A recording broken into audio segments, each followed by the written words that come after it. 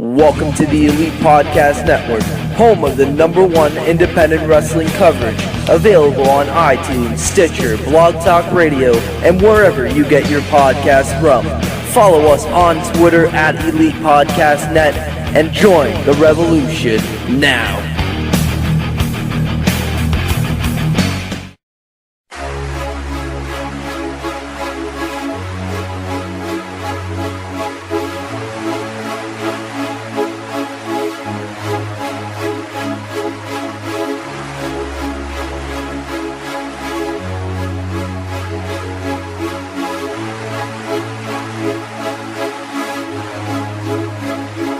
WHRADIO.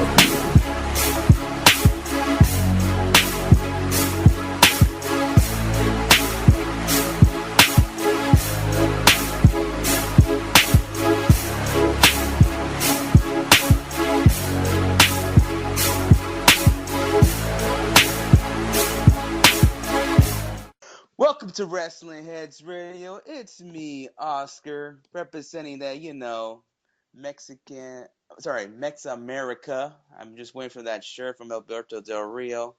But I got a guy who should be a Mex America from the NYC. I got Mr. Tom with me. What's going on, Tom? I don't know if I'm gonna be part of that. I'm gonna go heel, and I'm gonna say I'm not gonna be a part of that. Come on, man. I can speak Spanish. I'm going full on heel. I'm going full on heel. Yes, I speak Spanish, but I'm going full on heel mode here. I'm just, nope, no Mex America. Donald Trump for president. You asshole. All right, well, we could talk about Mex America some other time, but we have a special guest joining us tonight. I'm pretty sure he'll never join Mex America, but I have to admit, I've seen this guy bare ass a couple of times in Reseda, California, and I'm glad he's back on the show. It's been a while we have him on, but ladies and gentlemen, let's give it up for Mr. Ethan Page. What's going on, Ethan? What's up, guys? Do I have to pull my pants down tonight, or are we okay? Go for it. Hey, just it's almost like, hey, my casa is still casa. If you want to put your pants down, go for it, man. At least I'm not seeing anything. So go ahead, man. I'll hold off. Don't worry. Hold it. Whatever you want to do, man. Just do what you gotta do. Just feel like you're at home, man. All right. Let's just start this show on the road. Ethan, it's been a while since we had you on, man. I remember the last time we had you on, you were with Josh, and we were just talking about your at the time upcoming match against the Young Bucks in the cage match for IWL. Yeah. And ever since then you've been on fire. I mean, you got to wrestle in Reseda, California, in this company called PWG. Yeah. And now I'm looking at you like when I think it Evolve or WWN Live, you're like one of the faces I could say, okay, when I think of that company, you're like one of the 5 faces I could think of now, and you're killing it everywhere in Canada, your home country. I mean, I feel like you're gonna have a good 2016. I'll tell you that right now. And also I got to see you wrestle in an Evolve ring at WrestleMania week, and I bumped into you a couple of times in the streets of San Jose. So yeah, I didn't want to get to that. Yeah, but, I remember that. Yeah, and I was like, hey, Ethan, it's not safe in here. But yeah, it was great, man. But yeah, welcome back on the show, man, and glad to have you back on, bro. Thanks for having me, guys. Yeah. All right, I want to talk about your up-and-coming shows you have coming up. You have the Final Act 6 that's going to go down on November 15th, which is this Saturday, Alpha One Wrestling. Sunday. It's this Sunday. Sunday, my bad. Bro, I thought that, because I'm going to Lucha Underground this weekend. I was like, okay, the date looked familiar, so it's Sunday.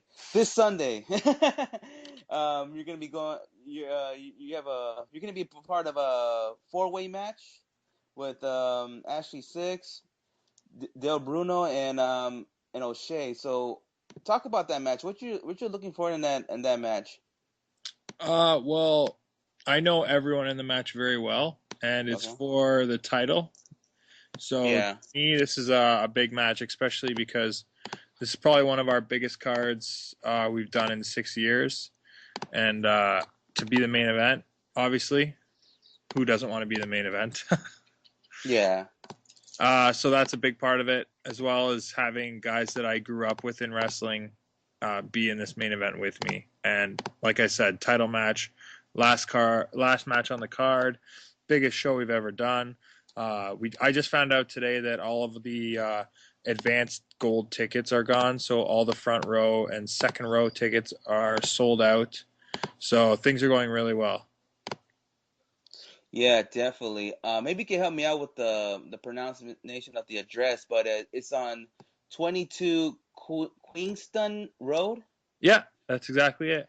Yeah, okay, I got it right. Okay, and it's gonna take place at 4 p.m. over there in Canada. So if anybody is listening from the Canada area, you want to check out that show, I just gave out the address. Just check it out this Sunday. I'm pretty sure it's gonna be a killer show out there, and you get to see Ethan Page out there, and hopefully he walks out with the strap, So Damn right. yeah, and also another match I'd like to talk about. It's going to take place in the AIW, which is on November 27th. You're taking on. I don't know if you're related to the guy, but Ricky Shane Page. You guys are going to go at it with the championship there. Maybe you can win more gold there. How excited are you looking for it with this match? Well, we're not related. Definitely not related. So not that I wouldn't want to be, but this is a big match for me because I'm one of two people that have held the AIW absolute title twice. So I can potentially be the first to be a 3-time champion in one of the hottest companies going today in the independents. So hopefully that happens, and I'm big on setting records and breaking records, so this will be a big one, and I'll go down in history as the only 3-time champion. And considering some of the best wrestlers have gone through there, it's a pretty good thing to get done. Yeah, definitely.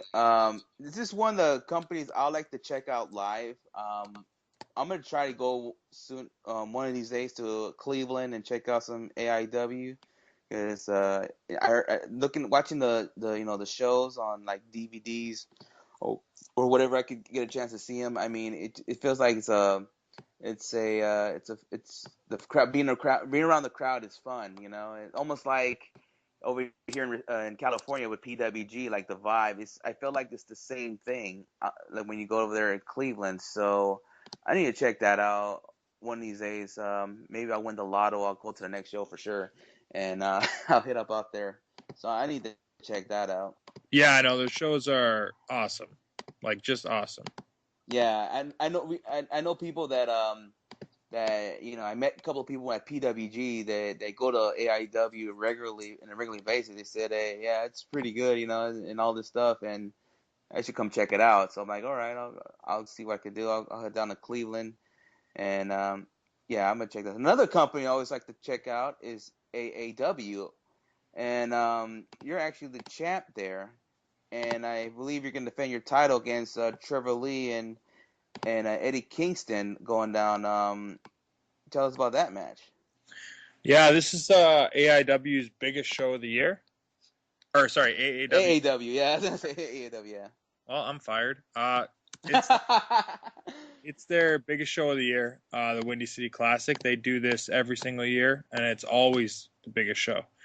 So to be the main event of that is crazy for me because I've only been there for a couple years. And I think technically I main evented an AIW Absolution because I cashed in my my contract to win the title. But this is my first real big advertised, like WrestleMania style show main event when it comes to top independent companies. So kind of giving me the ball, letting me run with it.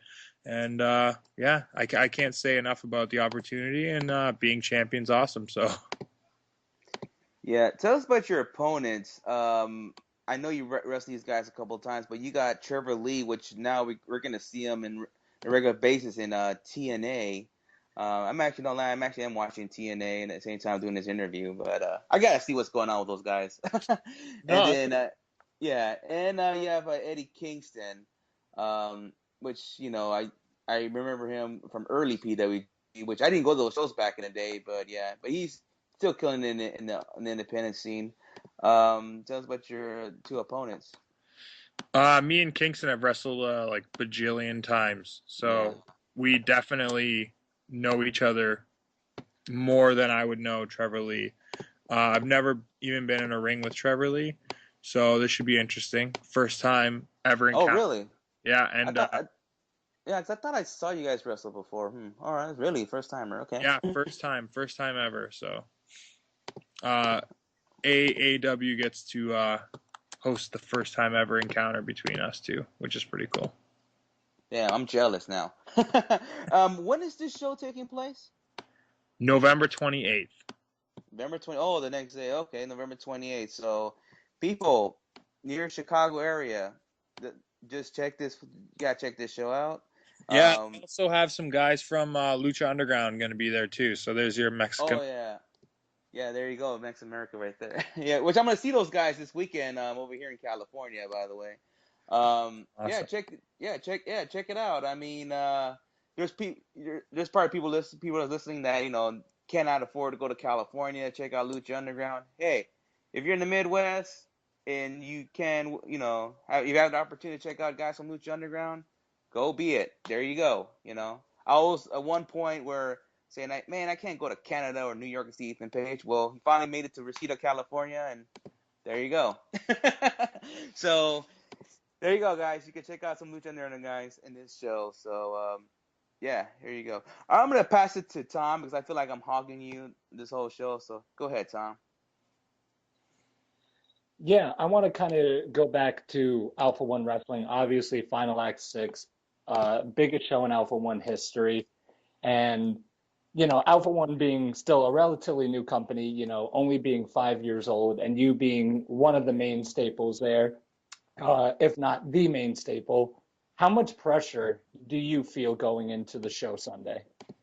Lots and lots. It's our biggest budget we've ever had, and it's a big risk having all of those stars there at the same time. And every show gets bigger and more expensive and crazier, so we're just trying to ride the high and try our best to continue with the buzz that we've created. And yeah, you know what, we're going on our 6th year now, and it's crazy to think that, but yeah, that's still a new company, especially building a reputation more or less on word of mouth. So I'm proud of it, but yeah, it's a lot of pressure.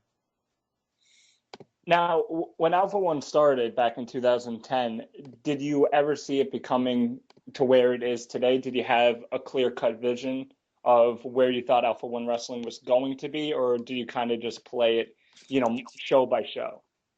Honestly, I've probably told myself I'm going to close down Alpha One a total of like 20 times. It's just, you never know what happens. You never know.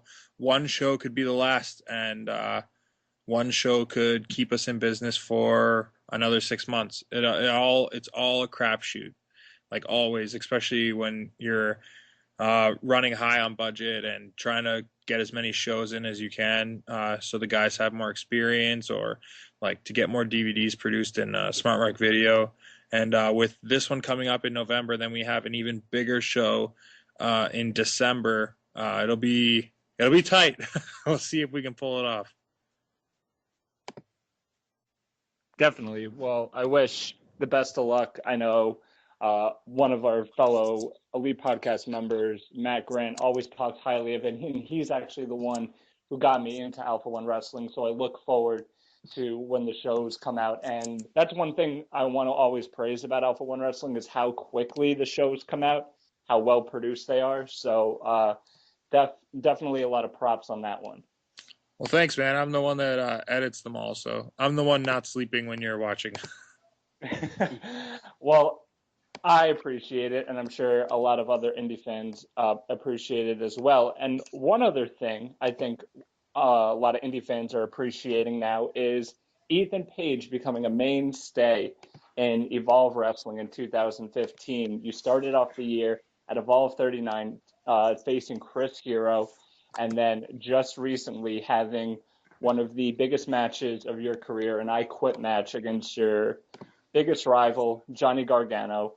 Talk about what 2015 in Evolve has been for you, because we've seen, I think, a big change of character in you and big growth from you in 2015. So talk about Evolve. Oh, geez. It's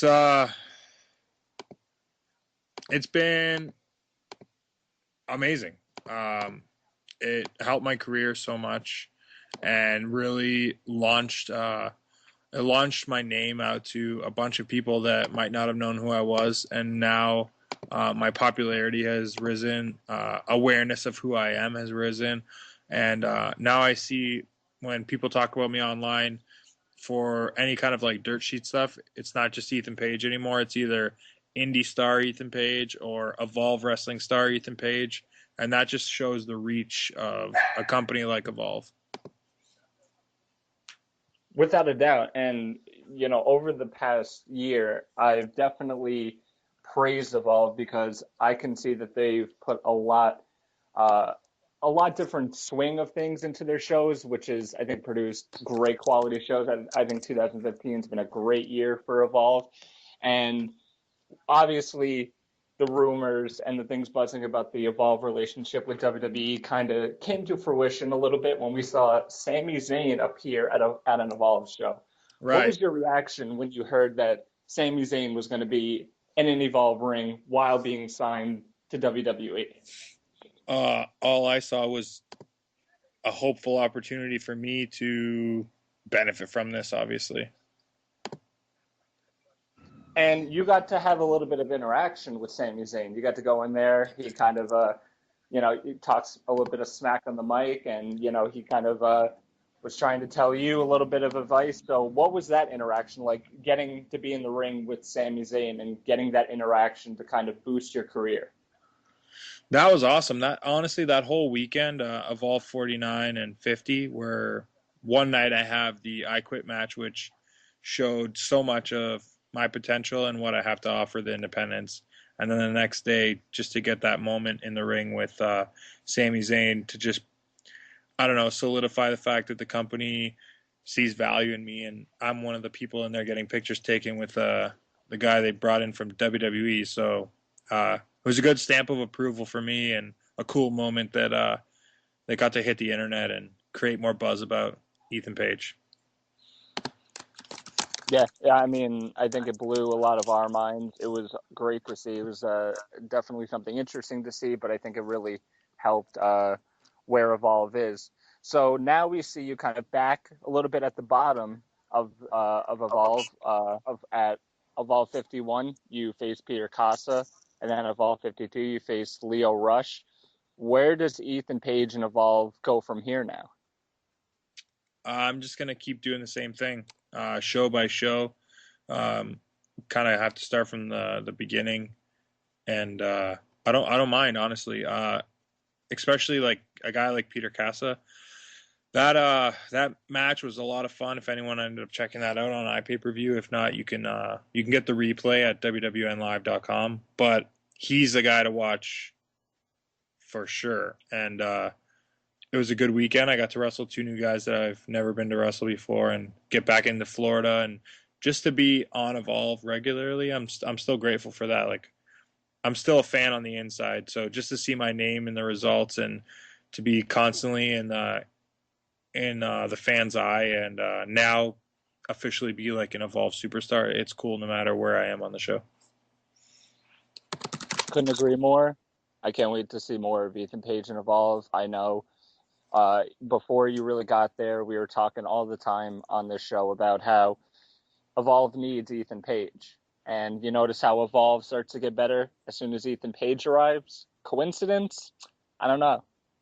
I don't think it's a coincidence. I think it all just ended up being like a whirlwind of things happening all at the same time. I'm not going to take full credit about the company getting their shit together, but I know I added one piece to that puzzle, whether it's just being more or less one of the only guys that constantly submits videos for the YouTube page, or if I can carry storylines better than anyone else on the roster or in any other independent company, I know I have value, and Evolve helped me show that I have value on a bigger level. Definitely. So great things for Evolve, great things for Ethan Page in the future, guys. If you haven't checked out Evolve, I recommend it. www.live.com. Watch all their past streams. You're going to get your money's worth each and every time. But now I'm going to pass it right back to Oscar. Oscar, go ahead, man. Yeah, definitely. I stick with the Evolve stuff, but those shows in January that is involved with these for the first time ever you're gonna crown Evolve Tag Team Champions. There's gonna be a tournament going on, and they announced some teams. Any news that are you gonna be involved in that tournament? And if so, do you have a partner? I tried to get a partner, and my actual partner retired. Okay. So, Which I also saw you rock bottom at Reseda, California, but yeah. yeah, so we're on Rocky Road right now. Yeah. But yeah, I'm for sure there on all 3 nights. But I don't believe I'll be in the tag team tournament. All right. Which I'm okay with. I'm okay with that. You just want to go solo, I feel you. Speaking about the whole, which Tom asked you about the whole WWN and WWE relationship, which I feel like is I see it this way. It kind of reminds me when back in the 90s when WWE had a relationship with ECW, and they brought in their stars to their show, like, the Dudleys and Sabu, and that's how I got, into ECW and kind of introduced me to those wrestlers back then. And hopefully, there's someone like, a young person like me can say, okay, this will introduce to an Ethan Page, Johnny Gargano, and the list goes on. With this relationship, are you hoping that one day, maybe hopefully in 2016, we'll see you in a NXT ring, or possibly we'll see an NXT star wrestle in the Evolve ring? What makes with this relationship? What makes you hopefully that you get the opportunity to work with, like what I just said, either get an NXT ring or work with an NXT star in the Evolve ring? Pardon my French, but I don't give a shit if an NXT wrestler wrestles in Evolve.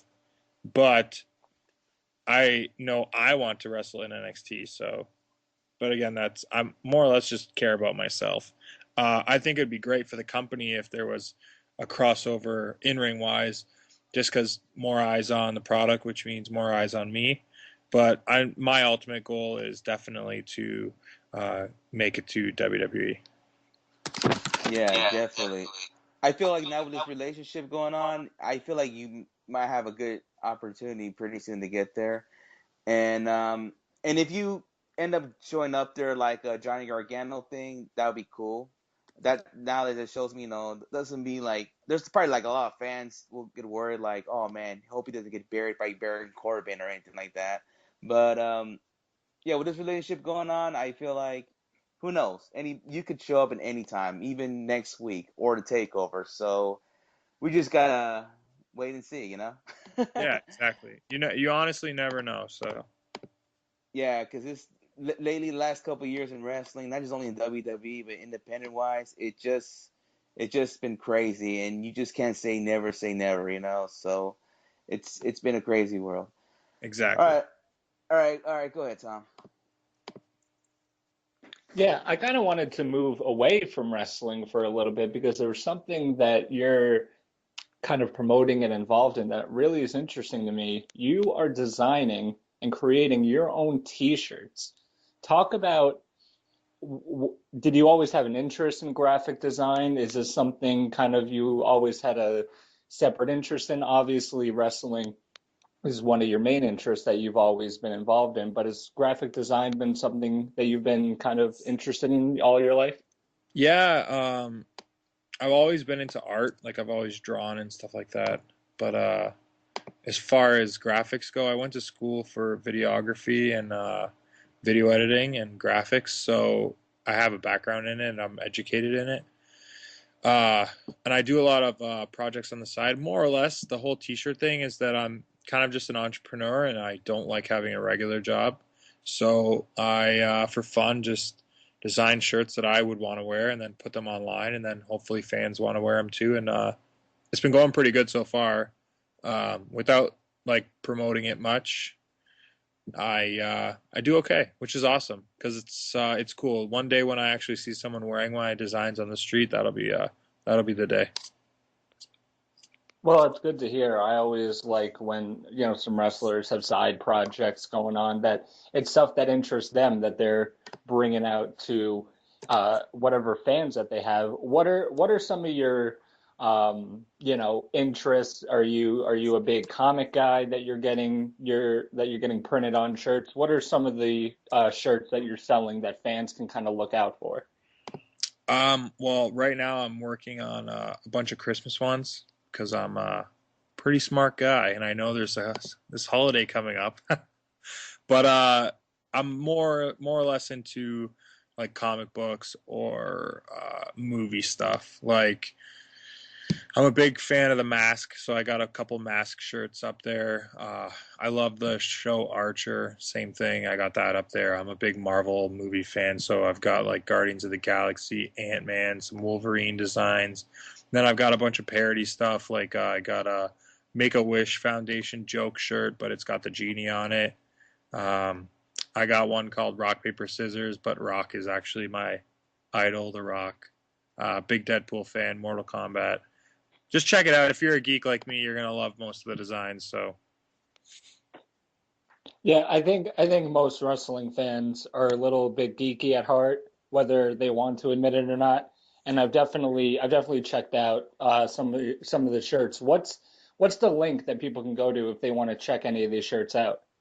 it's called tpublic.com/user/Ethan Page.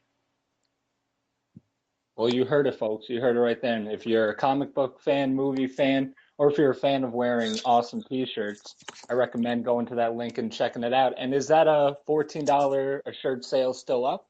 Yeah, it's still up for about 2 days. So you got 2 days to get awesome shirts for $14. Great price, great shirts. You Yeah, can't beat it. good quality t-shirts too, like really good quality. It's that soft material. Yeah, I know a lot of people when they buy shirts online, they're very concerned about the quality that they're going to get. So you get that seal of approval to them that they're going to get good quality shirts and it's not just going to fall apart after one trip in the washing machine. Yes, exactly. Well, there you have it. All right, Oscar, back to you, man.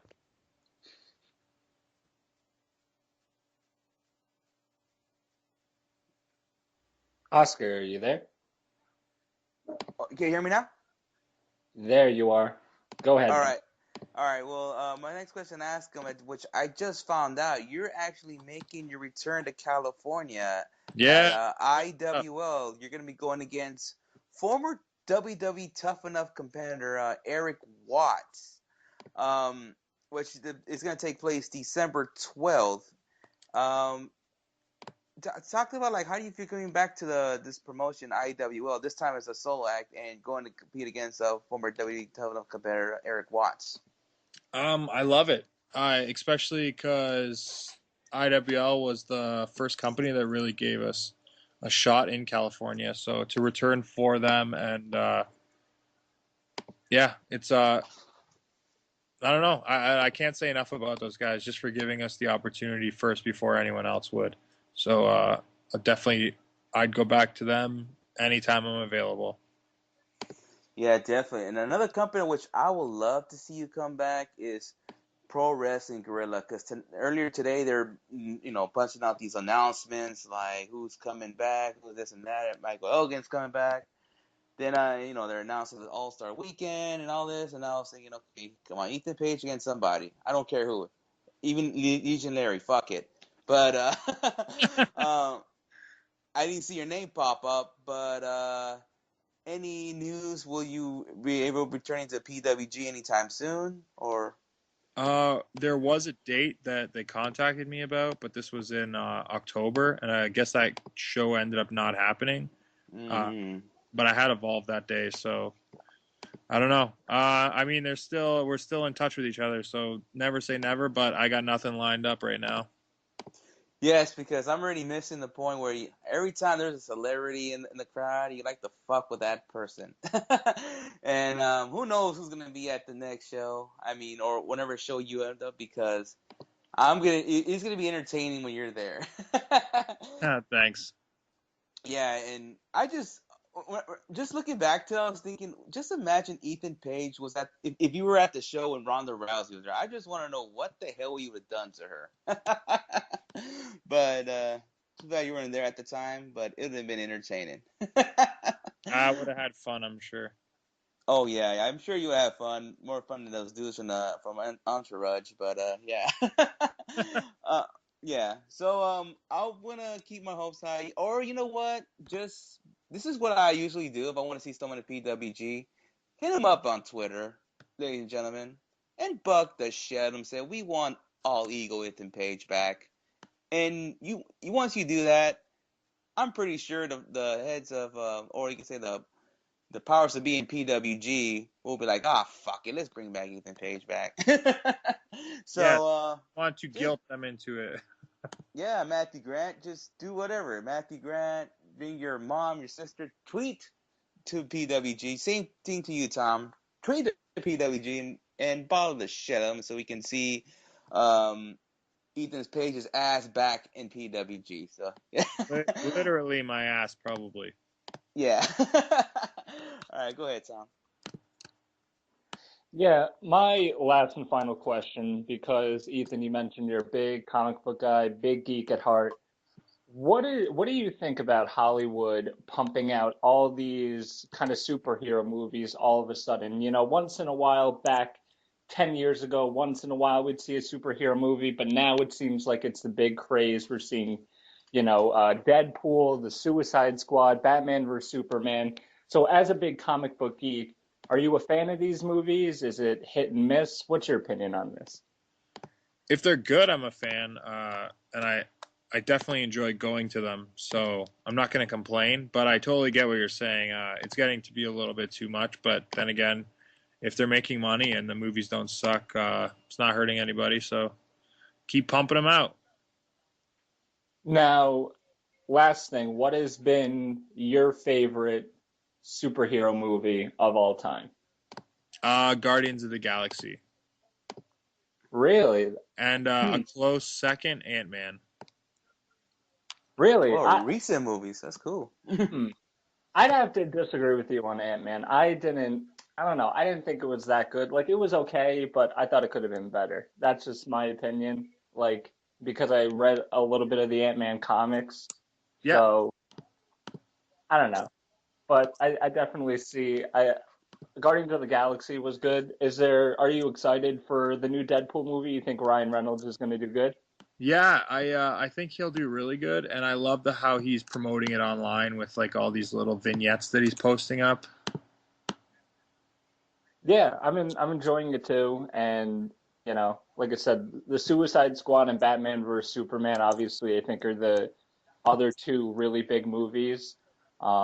And it's going to be intriguing, but like I said, they're going to make a ton of money, and people are going to be really interested in it. So they're going to do 10 sequels after. So yeah, sadly, you are correct. Without a doubt.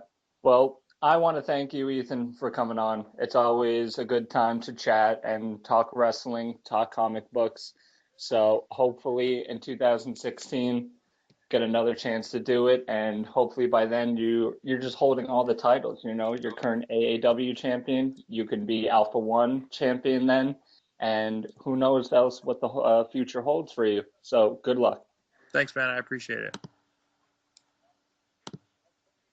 All right, Oscar, you can go ahead, ask your last question. You know what? Just before I ask my question, I want to let you guys know, because you guys talking about comic books and stuff, but believe it or not, I was supposed to do an extra scene for Batman versus Superman, but they decided to make the date a same day as PWG. So I was like, all right, if you fuckers pay me, I'll go. If not, I'm going to PWG.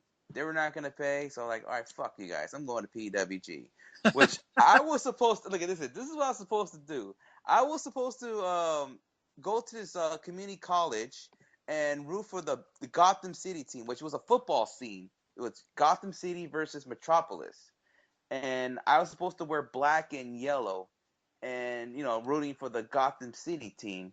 So that's that's what I was supposed to be doing. And fortunately, they did it the same night as PWG, and I'm all like, fuck you guys, I'm going to PWG. But anyways, speaking about comic books, I also want to let you guys know I have the first edition of the Punisher not open. So if anybody wants to make me an offer, hit me up at Sinister632. And same with you guys. But anyways, my last question I want to ask you. I see you have your own podcast out there. Tell us about that. Yeah, it was just something that we wanted to start up, and I've become a bit of a podcast fanatic after Josh retired, just because I need someone to talk to while I'm on the road. So figured I'd just listen to other people talk, and that pretty much give me the same thing. And once I started listening, I was like, man, I got so many stories and experiences with these two other guys. I figured I'd get in touch with them and we'd do something on our own. All right.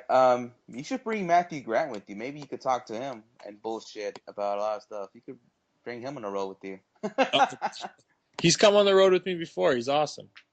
Yeah, that's freaking cool. I know. I hanged out with him at PWG week. It was freaking awesome. Yeah, dude. Yeah, Bolo week. It was pretty cool.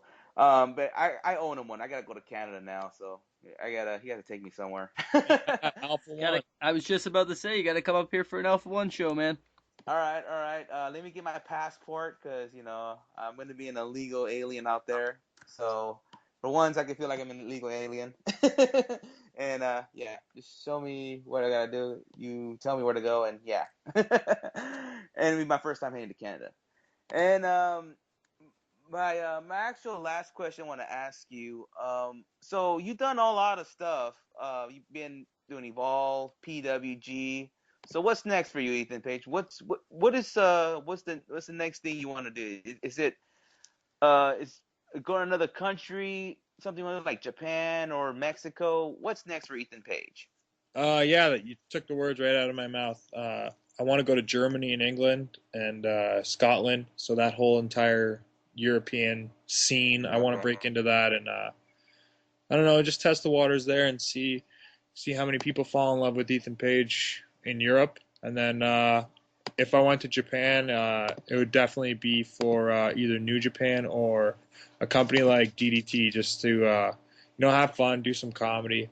I'm not really into that whole like strong style, beat the shit out of each other thing. I'm more into the entertainment aspect of wrestling. That's more of an Eddie Kingston thing, eh, Paige? Yeah, definitely.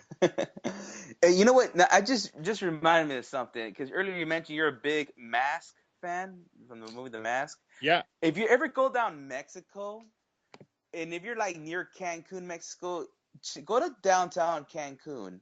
There's actually a club called the Coco Bongo. Really? There's a guy dressed up the mask, dancing around. It's like he's almost like their own go-go dancers, his own go-go dancer. He's running around wearing with a mask, costume.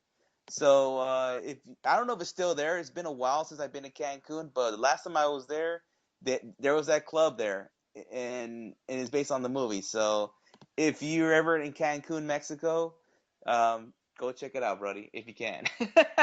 Do they play Cuban Pete on repeat?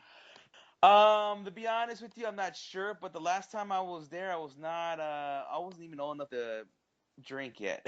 Even in Mexico law, I was not even old enough to, head to those kind of places yet. So if you ever go down there, just check it out and see if it's still there. But all I remember, it was in downtown Cancun, where all the hotels and all that stuff was at. So it should be around there. I mean, if it's there.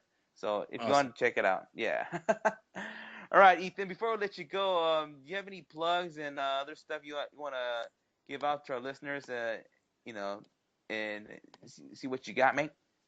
Yeah, just follow me on Twitter. It's at officialego, and just try and listen to the first 2 episodes of my podcast with Josh Alexander and Nelson Cordero. So it's a funny hour and a half, and we just talk about everything that's going on in our lives. Check out prowrestlingtees.com/Ethan Page, and then I'll do the TeePublic account again, which is tpublic.com/user/Ethan Page. But if you find my Twitter, I'm usually pretty good at promoting all my upcoming events and merchandise and stuff like that. All right, Ethan. Thanks for coming on once again, and hope we could do this again in the future. And I hope I see you soon in Pro Wrestling Guerrilla, because I'm always over there. And hope I see you out there again, man. Awesome, man. Thank you. All right. You have a good night now. You too. Take care. Did he just say the N-word? If he did, I'm not surprised. But No, you. No, I said thank you. Did you say take care, or did you say the N-word? I said good night.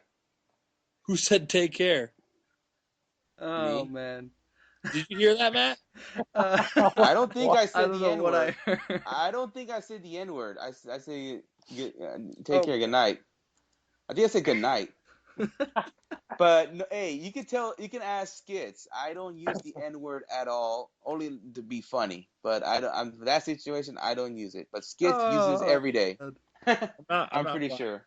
I'm not black. I'm not offended. Don't worry. All right, man. I'll talk to you later. Have a good one. Thanks again. See you Yeah, guys. take care.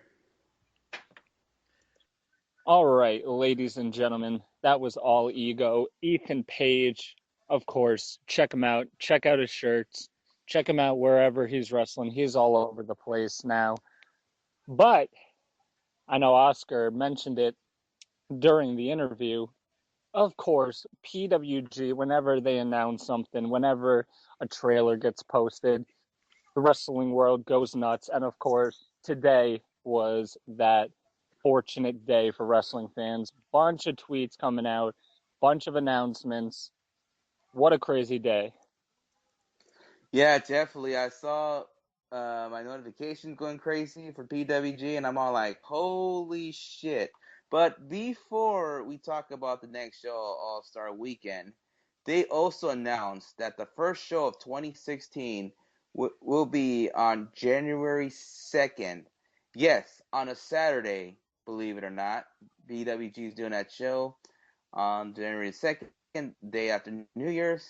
And I'm planning to be there, of course. But they announced that a couple of big names will be returning on that January 2nd show. TNA's own Drew Galloway returns to the show. Wait a minute. Is Matthew Grant still on? Maybe he could join the conversation. Matthew Grant, you there, man? I am here. Good. We need you for this conversation. We cannot. Well, yeah, I need to fill in for somebody named Oscar that likes to talk about Mex America. Whoa, wait. I'm on the show. You're filling in for Skits, buddy. And Skits is doing, I don't know what the hell is he doing, but yeah, you're filling in for Skits. He's probably, I don't know, went to a bonfire or something. I don't freaking know. But anyways, Drew Galloway is making a return to PWG January 2nd. Also, Akira Tozawa will be making his return there.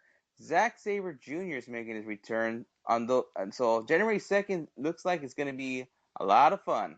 So get ready for that. Yeah, I'm thinking, like I said, All-Star Weekend, obviously this means that Zack Sabre Jr. is not getting his title shot on that day, most likely on the January 2nd show. Yeah. And it's really weird because we always talk about this with PWG that, they went from September, October, November, they went 3 whole months without doing a show. And then within a span of a month, they're going to be doing 2 shows. This is what I said. I put out a tweet earlier, and I kind of expressed my, I guess, displeasure for this, because you think PWG would wait, especially considering that's Christmas season, man, and with the economy the way it is right now, I don't know if people can pull out not 1, not 2, but 3 shows in the span of 3 weeks, especially, like I said, right around Christmas. That's hard pull out. Yeah, you know what? It's funny that Ethan just kind of broke it to us. Like, looked like they had a plan to do an October show, but it could not work out for PWG. So, I mean, hell, who knows what they were doing? But that's crazy what you said right now, Matt. It's crazy what the economy is, and they put on all these shows. I mean, wow. But fuck it, I'm still going.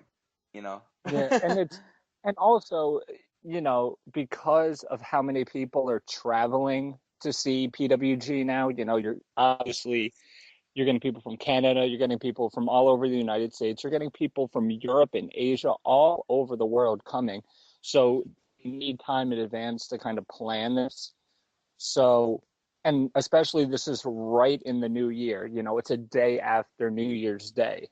And that's a crazy time. That's a crazy traveling time. That's a crazy time, to be flying. Besides Christmas, it's one of the busiest flying days of the year. So you have to imagine that that's going to take into effect, that people are going to be like, man, I want to go to that show, but it's right in the new year.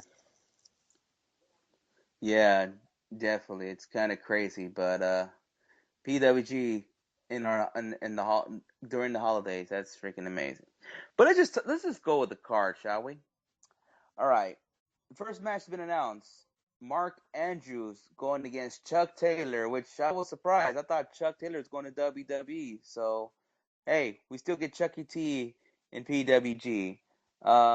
This is going to be one hilarious match, I have to say. Mark Andrews coming back is freaking awesome. I've been seeing him lately on TNA. He does more better work, and like outside of TNA more than he does in TNA. But yeah, it's glad to see him. I mean, glad to meet him too. The last show, he was a great dude. But him and Chuck Taylor are gonna have an awesome match. Yeah, it's an interesting matchup, but it's an intriguing one. You have to think. Obviously, there's going to be a good amount of comedy in there. We'll see if Mark Andrews can match up with Chuck Taylor as far as comedy goes. But one thing that people don't give a lot of credit to Chuck Taylor for is when he needs to, he goes in there and he can be just as good as anybody else when it comes to being serious and putting on some great matches. So definitely looking forward to this one. Yeah, definitely. Matt, you got a comment for this match?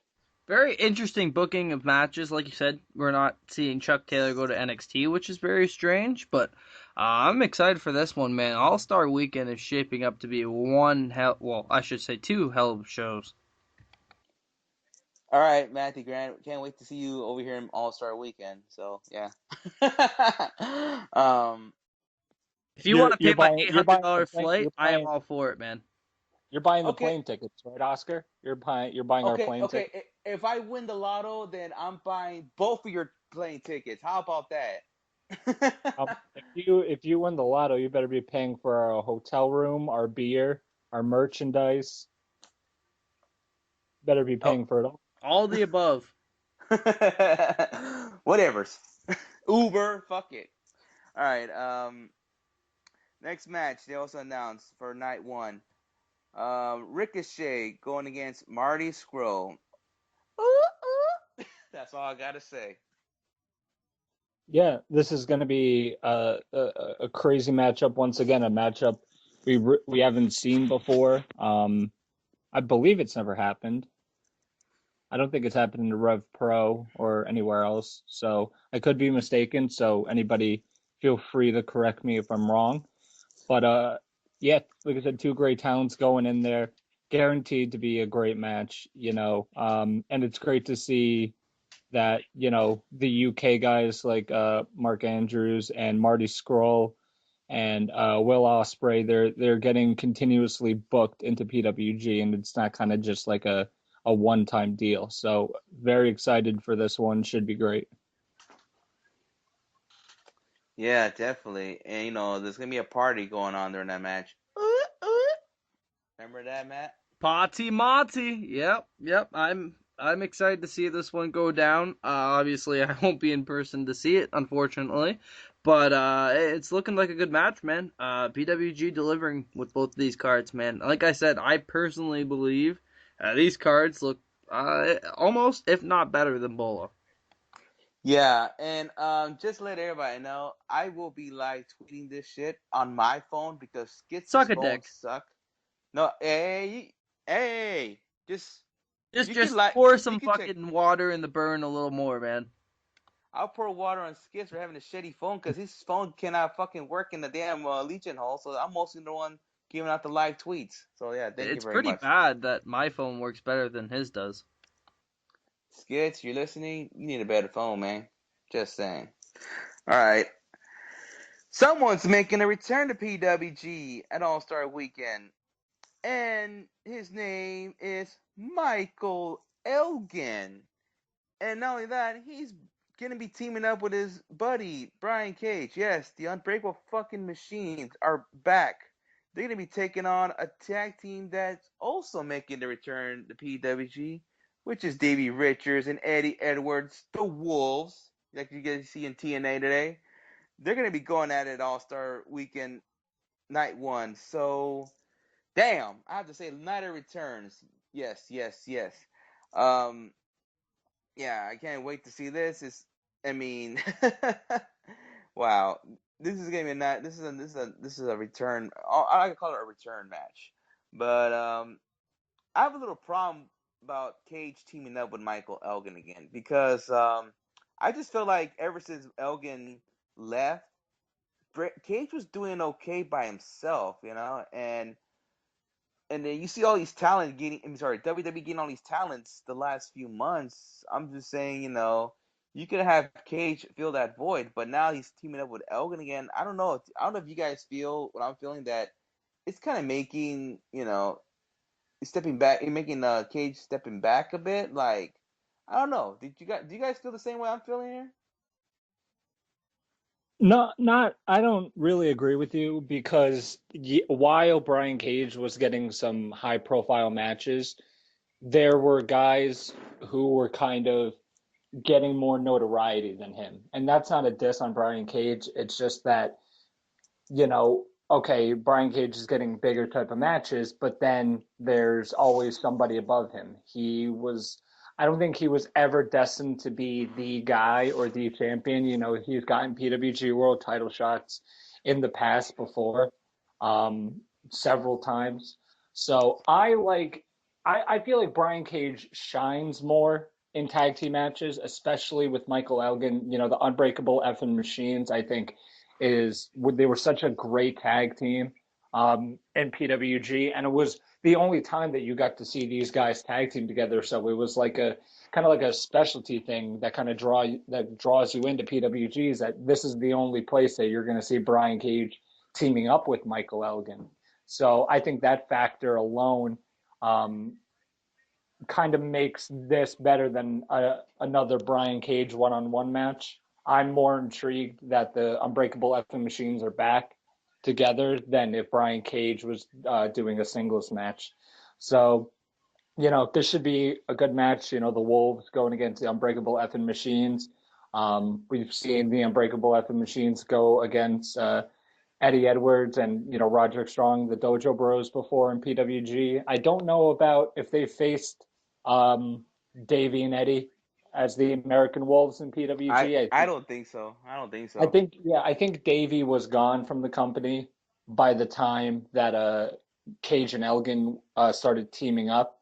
So I think they've only faced the Dojo Bros. So yeah, they were still Dojo Bros. I remember Davey was just doing solos while Eddie was teaming up with Broderick. So yeah, they both left at the same time, pretty much. Yeah, so this should be great. We mentioned this when we were talking about Michael Elgin and his Ring of Honor, status, that he wasn't going to resign. This is the reason why I think Michael Elgin got the big push in the first place in Ring of Honor, was because of his work in PWG. Because when you see Michael Elgin in PWG, you're not focused on storylines. You're not focused about his character. He looks a lot more relaxed in PWG. He can do some funny stuff.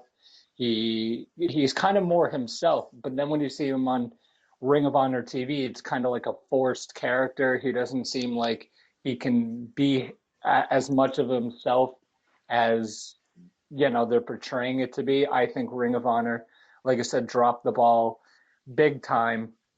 Not doing anything with Michael Elgin post G1 Climax. I thought they had a huge opportunity to make him one of the biggest heels in the company post G1 Climax.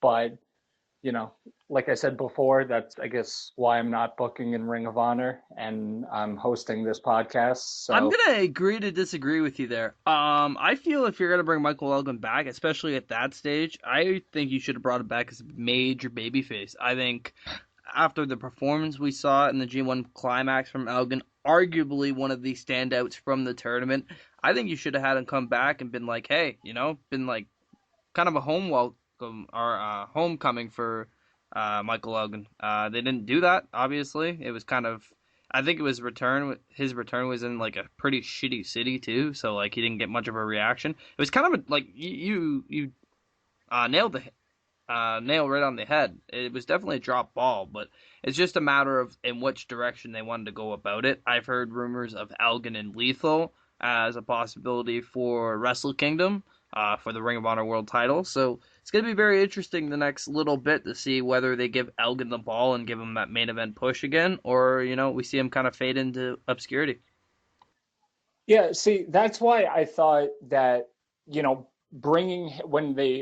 the G1 Climax was over, bringing him back as a heel was the best option to go, because he can come back and say, hey, Ring of Honor fans, I went over to Japan, and in my first match there, the fans were going crazy for me. They were cheering me. They even had no idea who I was. But after my first match there, they were cheering me. And after being here in Ring of Honor for so-and-so years, you guys still don't cheer me. So I thought it would have been great heel work, and it would have played into the New Japan Ring of Honor relationship. But like I said, it's stuff that's done and over with. Can't do anything about it. It's fantasy booking at this point. But let's move on with the PWG card. Yeah, definitely. Speaking about Mark Andrews, I'm actually watching wrestling Demon Ion on TNA right now, which is a good match, by the way. Why the hell are you putting over TNA? I'm putting over Mark Andrews right now with his match against Demon Ion. Dude, you put over the TNA shit during the Ethan Page interview. Sit in the corner. Why don't you? You put over like TNA like 4 times ever since I started this conversation. Ever since we first started talking tonight. That's more times than TNA's been put over in the last like 5 years. Sounds about right. Sure, whatever. All right. Speaking about TNA, Trevor Lee will be going against Will Ospreay. Holy shit! I'm not even gonna say, but fucking we all know what Trevor Lee could do in the PWG ring. Will Ospreay. I mean, anybody that's listening who probably saw Will Ospreay the first time ever at PWG, even though if it is your first time seeing it, this is gonna be a good match. So this is gonna be an awesome match. Maybe match of the night for night one. These guys are gonna be fucking putting up a show. I'll tell you that.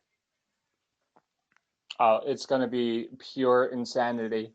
Like I said, two of the fastest rising stars in independent wrestling. One, of course, making his name here in the United States, and then Will Ospreay over in the UK. But what's crazy to me is that Trevor Lee is, 22 years old? And I think Will Ospreay is 22, 23 years old. These guys aren't even close, not even close to the prime of their careers, and they're already this good. That's what scares me, is how good these guys are at such a young age, especially a guy like Will Ospreay, who's only been wrestling for, I think 3 years. How is this guy so good off of wrestling, such a little time? 3 years is nothing in the wrestling business, but this guy is so insanely talented, as is Trevor Lee. So it's going to be so great to see these guys mix it up in the ring.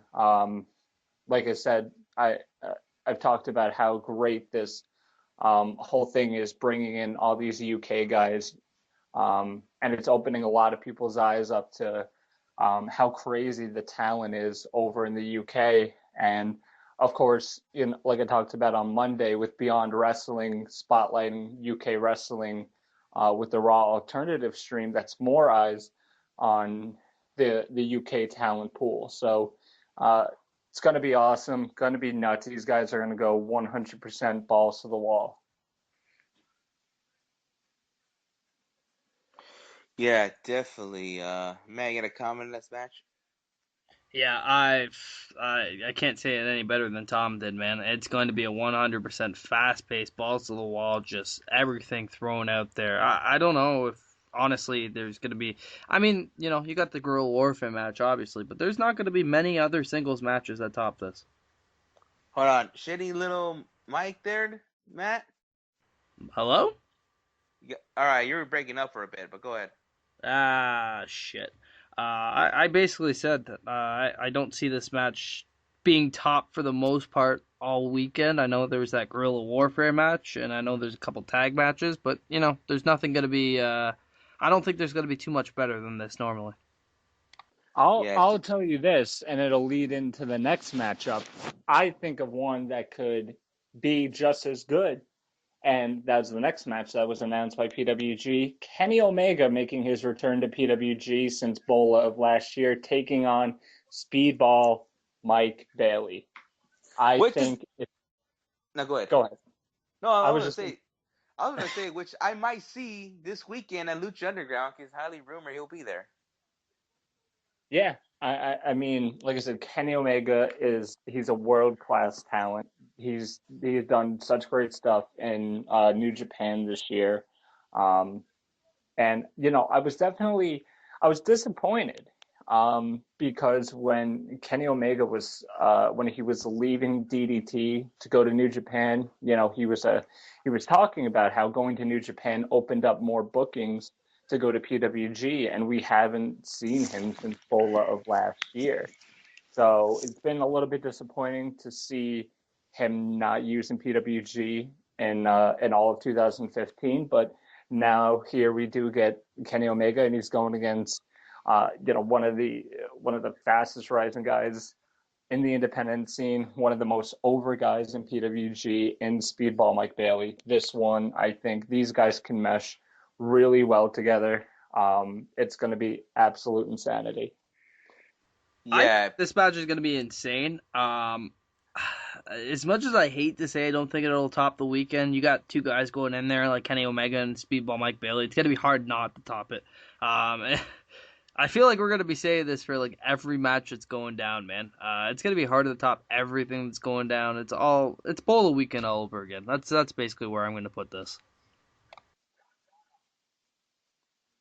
Yeah, I mean, Kenny Omega coming back, freaking awesome. You know, he's been wearing some Bullet Club stuff. You know that, right? But yeah, yeah. I mean, what a way PWG is taking the opportunity and putting matches that, you know, no one thought it can happen, and this is another one right here. No one thought we could see this, but only in PWG you'll see this. Like, remember, Matt? No one ever thought we'll see fucking Zack Sabre and Pentagon Jr. get it on, and we witnessed it.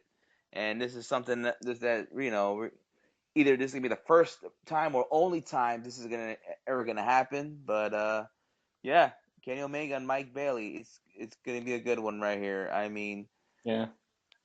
I will say I am surprised at Kenny Omega if they're gonna book. If you know, if New Japan was going to let PWG book Kenny Omega on any show in 2015, I'm surprised it's this one, because it's less than a month away from Wrestle Kingdom, New Japan's biggest show of the year. So I figure they would want him to be, you know, in the best health possible, and especially considering he's not going to be in the World Tag Tournament going on in late November to December for New Japan. I would figure they would want him in best health as possible, but obviously they gave the seal of approval, so just gotta hope that he stays healthy and good. Cool. Hope it brings the title too, so I'll take a picture of it. All right. Next match.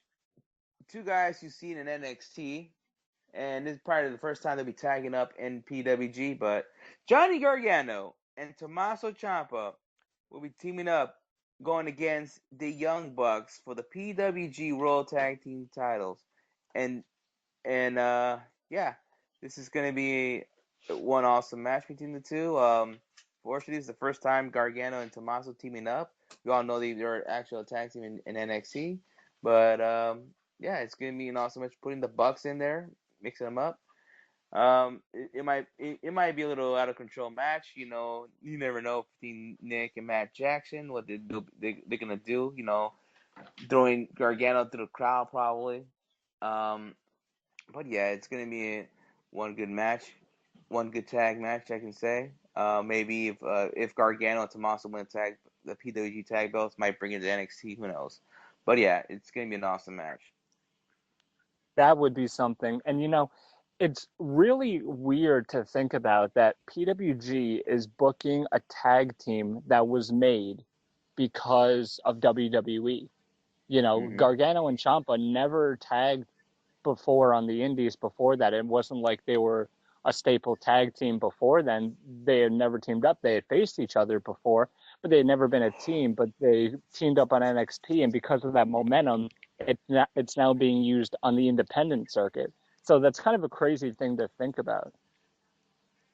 Yeah, it is fucking crazy, and yeah, we'll see. I mean, it'd be funny if those two actually comes out with that NXT music they put on for those two. So just put it out there. It'll be funny.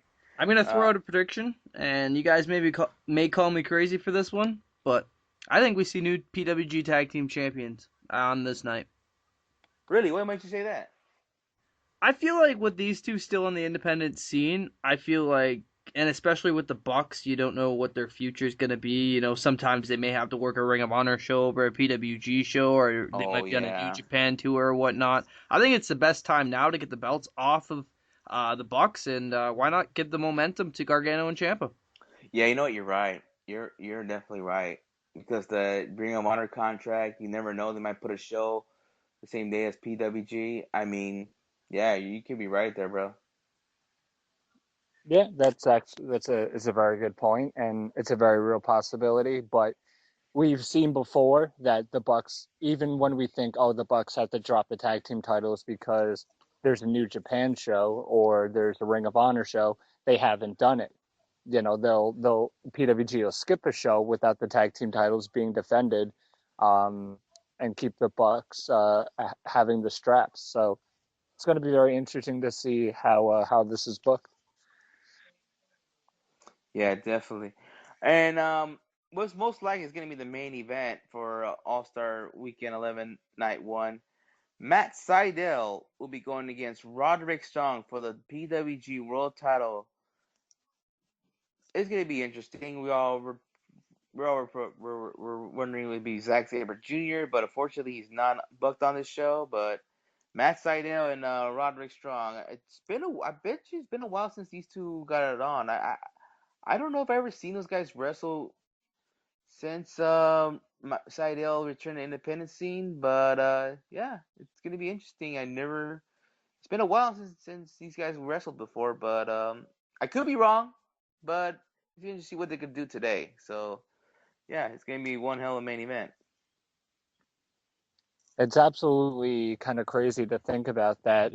About a decade ago, these two were teaming up in Generation Next in Ring of Honor, and they were kind of being billed as, the next big things in independent wrestling and wrestling in general.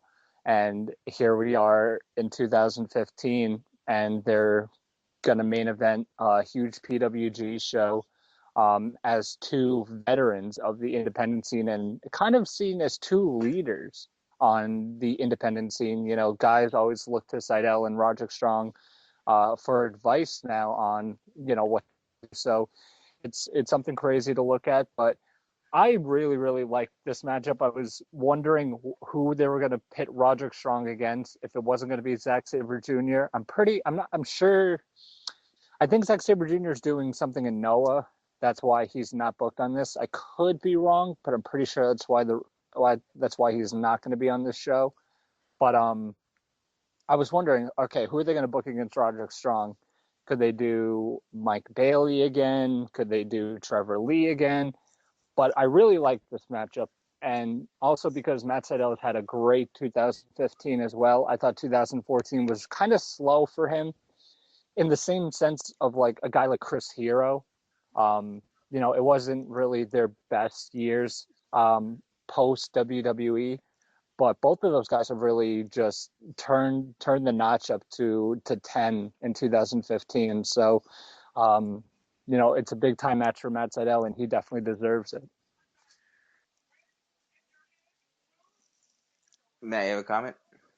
Yeah, it's going to be interesting to see these two go against one another. Obviously, Sydal having a lot of success lately, winning that tag tournament over in New Japan with Ricochet. Is he going to come win the PWG World Title and finally dethrone the one and only Roderick Strong? PWG is known for doing some crazy things. Sydal really hasn't been handed the ball at all since leaving the independent scene. Again, it would not surprise me to see us walking out of PWG with another new champion. That's really hard. That's gutsy for you to say that, but Like I said, I think Sydal has a lot of momentum right now, and like I said, nobody's giving him the ball on the indies, man. Like, not one person. He's such a talented performer. He hasn't been a world champion really anywhere since he's been back on the independent scene. Why not? Interesting. But we'll see. Let's see what happens at PWG Night 1. All-Star Weekend Night 1. But PWG Night 2, All-Star Weekend 11. Kikuru Taro. I always cannot pronounce his name, but I've seen this guy for a couple years though. If you're not familiar with him, he wears his mask with a hat on, but he's a little comedic wrestler. If I'm not mistaken, Tom, maybe you know, he's like a free agent. He wrestles multiple promotions in Japan, but he's mostly in DDT, if I'm not mistaken, Tom. Yeah, you're right. Kikutaro, Kikutaro, basically made his name stay in DDT. He was also known as I always get messed up pronouncing this. It was Ebeson, and he worked in PWG back in the early days, back when they were first really starting out. So, yeah, very comedic style wrestling, and he's going to be going against Mr. Chuck E.T. So, I like this in the sense that with PWG, there's so much seriousness when it comes to the matches, and you get so winded. You're watching all these matches, and all those matches that we named. You get winded after like the third or fourth match, and you're getting so tired, and you need a break. You need a comedic break. So I like this. I like that this is something that is going to be happening. It's great. I think one of the things PWG always does well is comedy.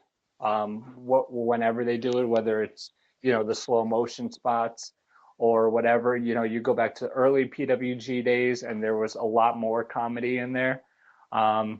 So Kikutaro was definitely one of the big points in there. Cole Cabana, when he was in PWG, he used to do it a lot. So I like this. It should be hilarious. I can't wait to see what him and Chuck Taylor can come up with. Yeah, and how old is Kikutaro? He's pretty out there, isn't he? Like, in his 40s? He's got to be at least 40. Yeah. Either that or close, to that. I think he has to be in his 40s somewhere. I don't think in his 30s anymore. But yeah, it's gonna be a comedic match. Oh, of course, it's gonna be a match that we're gonna be laughing our ass off. So yeah, I don't know if Matthew Grant's familiar with Kikutaro, but I don't know if you have a comment on this match. I believe he's doing AIW with WHRADIO and Cole Cabana, and they're doing that Wrestling Road Diaries filming. Is this the same guy we're talking about here? Yes. Okay, I'm kind of familiar. I've heard a little bit about him in the past. I'm not gonna try and pronounce his name because I fucking suck at pronouncing names. But it should be a good one. Like you said, PWG is kind of something where you always are overloaded with the matches. You are always need a breather. You need something in between, and this is the perfect thing to put in between. Say the semi and main event matches. You kind of throw this in there, give people a little bit of break. Yeah, it should be a good one. Not saying it's not saying to overlook this match or anything. Not saying it's going to be a bad match. It's just going to be one of those matches where you can sit back and not run out of breath 2 minutes into it. Yeah, and Matt, don't feel bad. Skids cannot pronounce these Japanese names either, so. So, yeah, don't feel bad. Next match. Holy motherfucking shit. Mark Andrews going against Ricochet. Wow. Crazy that we're getting all these different and fresh matchups, and they're all going to be different, but at the same time, it's going to be a barn burner. That no matter who these UK guys are facing, it's going to be great. And then you put in Ricochet, it's guaranteed to be absolute, like we said, balls to the wall. Absolute insanity. There's going to be no sitting down in this match because you're going to have to be moving from your chair as these guys fly over the top rope and absolutely attempt to kill themselves. It's going to be nuts. One of the things that I was kind of thinking about, it definitely sucks, and I don't mean to bring down the mood, but it sucks that Andrew Everett's hurt. I would have loved to see some of these UK guys go in there with Andrew Everett. I would have loved to see Mark Andrews take on Andrew Everett or Will Ospreay versus Andrew Everett. I think those matches would have been just as insane. Yeah, I know that fucking sucks by Andrew Everett, but it would have been awesome. Yeah, those matches you just said, it would have been fucking awesome. But yeah. We are getting so much fresh matchups on All-Star Weekend. Like I said, it makes me really jealous that I'm not going. The whole Trevor Lee thing. I was thinking Trevor Lee, Andrew Everett. Andrew Everett thing. It really does suck, man. I saw that he got injured over in the UK, and it gave me a gut feeling, man. I thought him and Biff was one of the better matches of Bolo Weekend. He's always going out there, putting his body on the line, doing some crazy shit. I don't think I've ever seen anybody else bust out a double moonsault in PWG before. So, yeah, that's Andrew Everett, man. Sucks to be that, but the match should be good. I think Mark Andrews is one of the most underrated guys on the independent scene. I know he's starting to get his just dues, but TNA does not use him properly. That's where I'm going to stand on that. Yeah, they don't use the whole X division properly, just put it that way. But yeah. And I'm still shocked that was your first time seeing Andrew Everett live. I'm shocked at that. Just no Canadian promoters bringing them up here, man. I don't know what the fuck their issue is. I know, fuck. Smash Wrestling, what the fuck? Alright, next match. Marty Scurll going against Timothy Thatcher. Oh shit, Scurll's gonna get hit hard. I'll tell you that right now. Timothy Thatcher, hard hitter. He's gonna hit fucking Marty Scurll really hard in the face.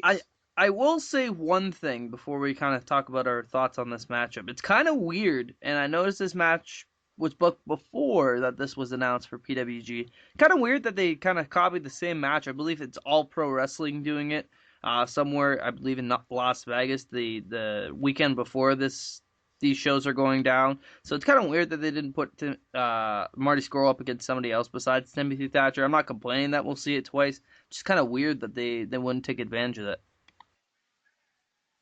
Interesting. What promotion was this again? I believe it's All Pro Wrestling. Oh, okay. Yeah, I mean, how many times have we seen multiple promotions book the same match? Like, even if it's a month apart or a week apart, we've seen it before. It doesn't surprise me.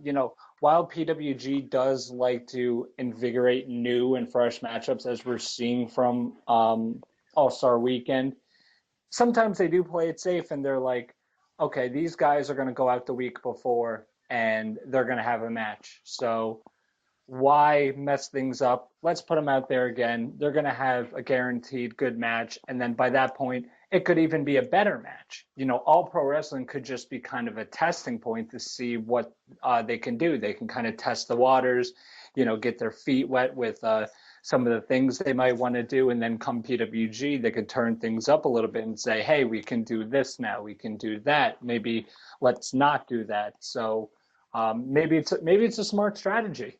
Maybe it's saying, let's see what happens in the All Pro Wrestling match and then use that and make it a better match for All-Star Weekend.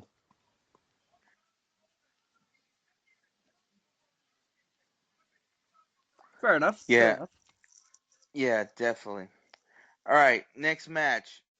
The Unbreakable fucking Machines will be going against Johnny Gargano and Tommaso Ciampa in a possible PWG World Tag Team title match.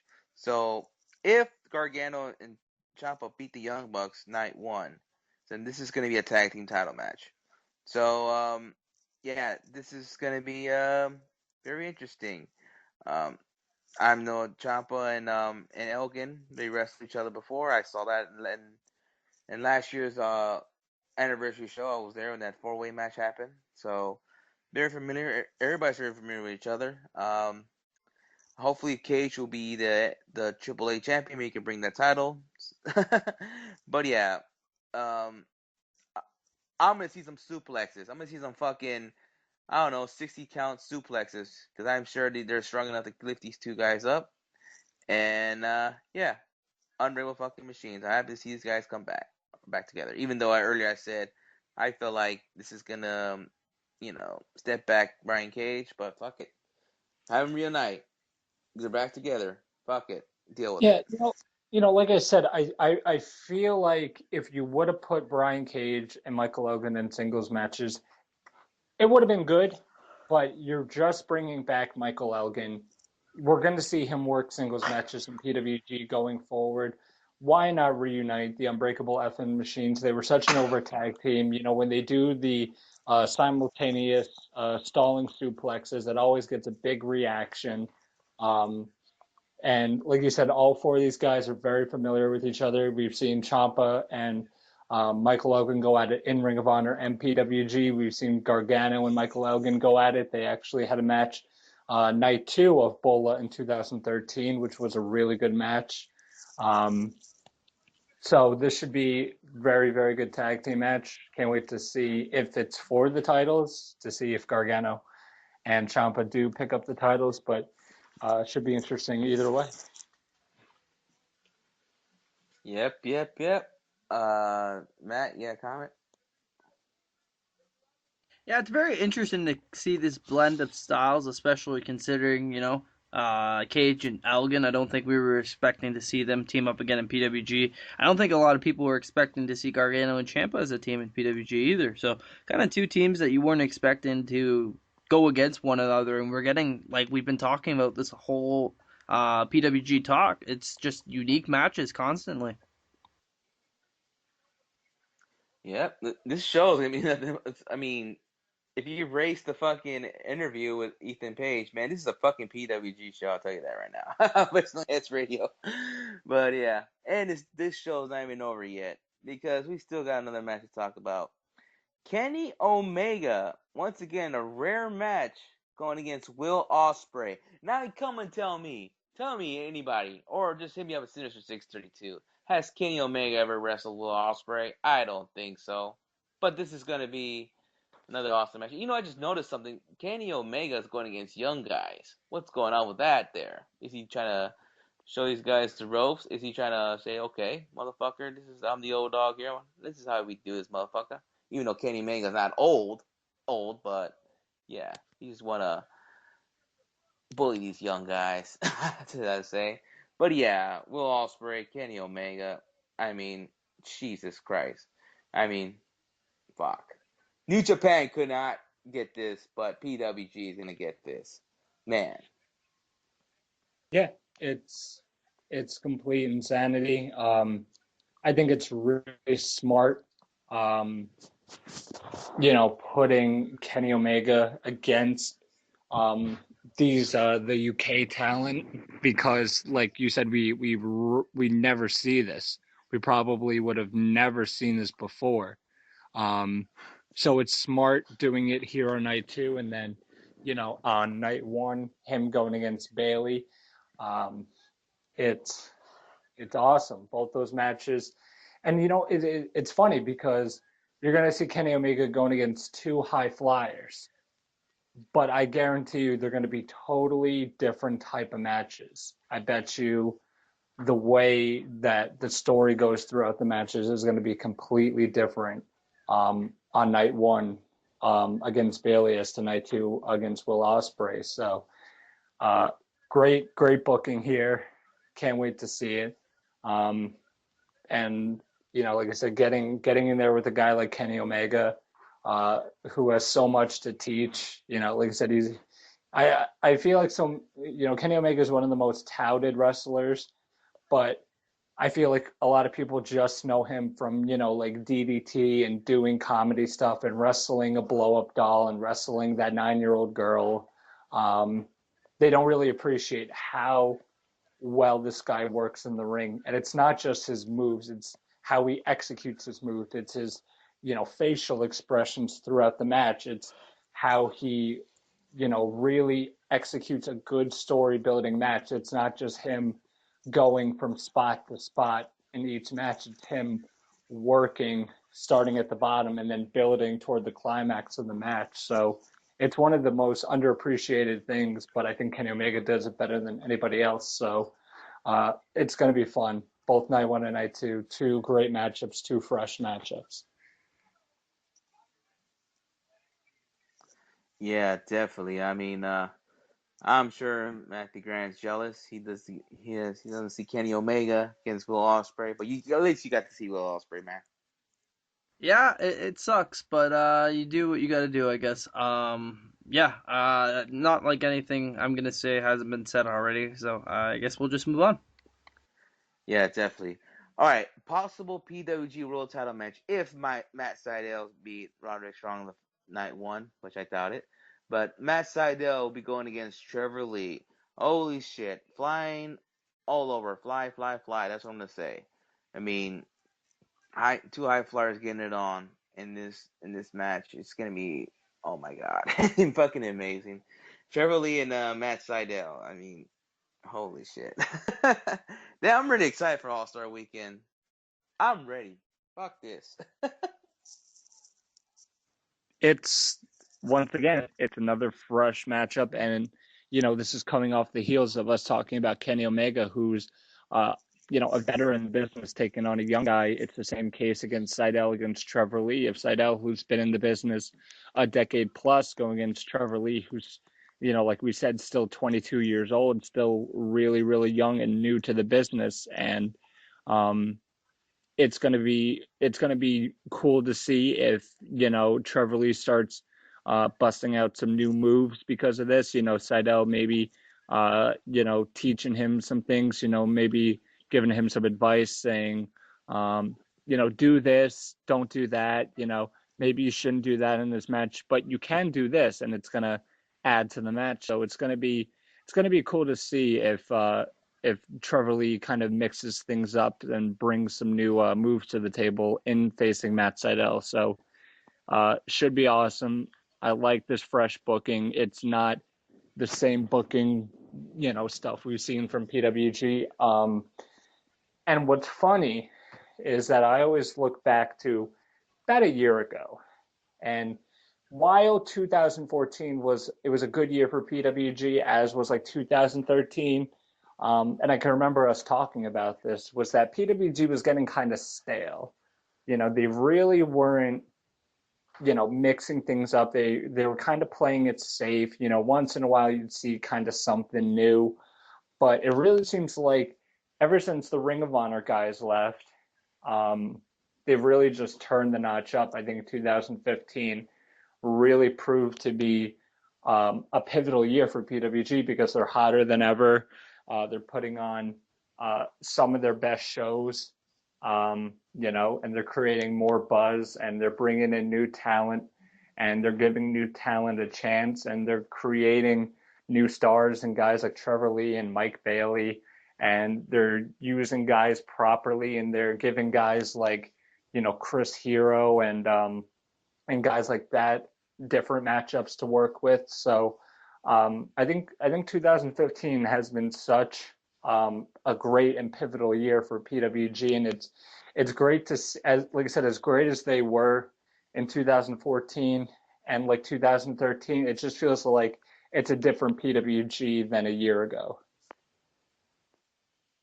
Yeah, man, it's been from all the years I've been going to PWG, this has been one amazing. It just shows you, like I've been saying this show a couple of times. I've been telling this to skits too. If Ring of Honor gets to a point where they want to lock up all guys up, like if they have the ability to do that, then PWG is gonna be fine. They can find other guys. They don't really need ROH guys. So I mean, this just proves once again they don't. I mean, they'll be okay. I mean, people could say, "Oh shit, PWG's fucked," or "They're in trouble now." You know, I mean, this just proves once again. It just they'll be fine. They'll be fine from whatever. It's Yeah. And what's really weird is that 2015, we really haven't seen ACH or Cedric Alexander or guys like that come into PWG. And imagine the possibilities. Um, you know, Imagine ACH versus Will Ospreay. Imagine Cedric Alexander versus Marty Scurll. Imagine the possibilities of matches that could have been happening if it wasn't for these guys working in Ring of Honor. And I mean, you can't blame them. You can't blame Ring of Honor. They're two important factors into growing the Ring of Honor product. But it just, from a fan's perspective, it's kind of like, man, I kind of wish I could have seen ACH versus Mark Andrews. I think that would have been a great match. It's kind of fantasy booking, and we do it all the time. But it's, like I said, it's just interesting to see, and especially how I think PWG was booking Cedric Alexander and ACH on a regular basis, and then once Ring of Honor said, you can't be booking them that much anymore, they stopped, and now guys are kind of like clamoring for them to come back to PWG because of all these new guys coming in. Yeah, definitely.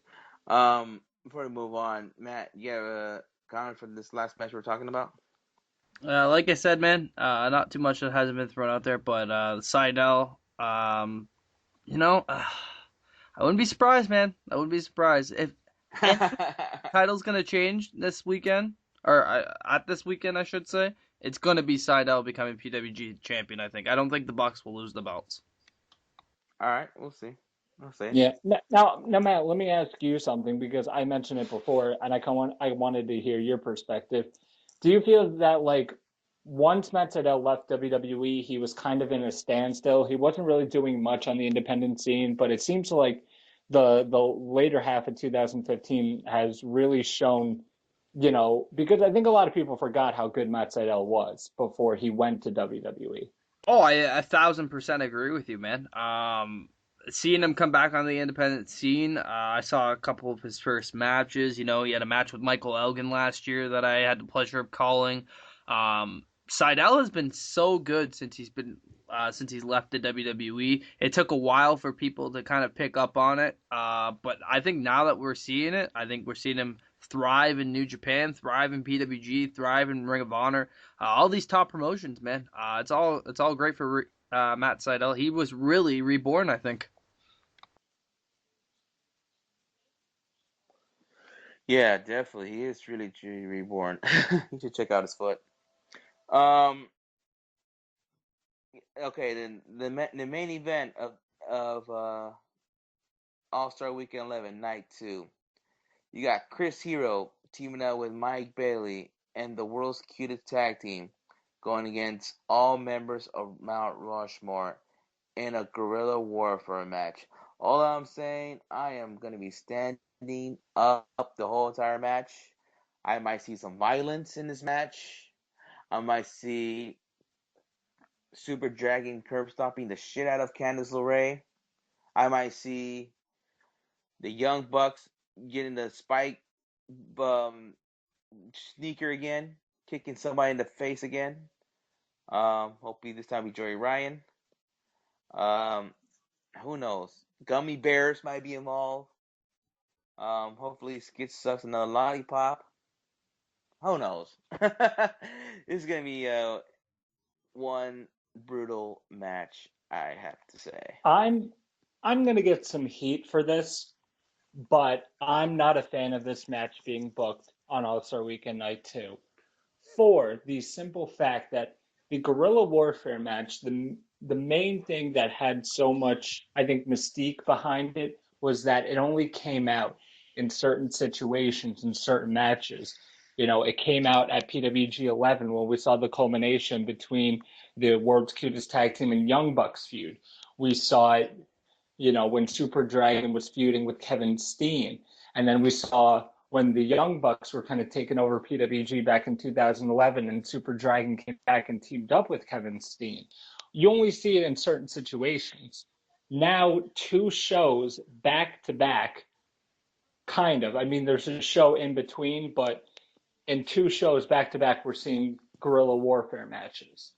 That's a little bit much for me because, like I said, you need to spread out, I think, Guerrilla Warfare matches a little bit more. I think this could have been saved for a couple shows down the line. I'm totally with you, Tom. For one thing, I think if you were going to book this, you should have done it at Bola. I think it should have been done then. I get you want to do a build-up. I get whatever you want to do, but I really think this match should have been done at Bola, if anything. Like you said, booking 2 Guerrilla Warfare matches pretty much back-to-back is not exactly the PWG state of mind, so... yeah, I'm kind of against this as well. It's going to be a great match, don't get me wrong. Like, that there's no knocking the match whatsoever. It's just the fact that the booking behind it seems a little strange. And, another thing is, the last Guerrilla Warfare match, there's reports of Super Dragon getting hurt again.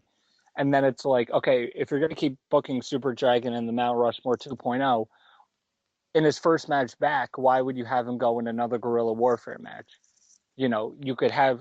I would have rather seen a one-on-one Super Dragon match with somebody. I would have rather seen a Chris Hero versus Super Dragon match one-on-one as opposed to this Guerrilla Warfare match because it would have added more to the story and built up to an eventual Guerrilla Warfare match between, the people representing PWG and Mount Rushmore 2.0. I don't feel like there's been that much of a build. There's been a little bit, and I understand maybe they kind of want to get it over with, maybe before it's too late or the story loses steam.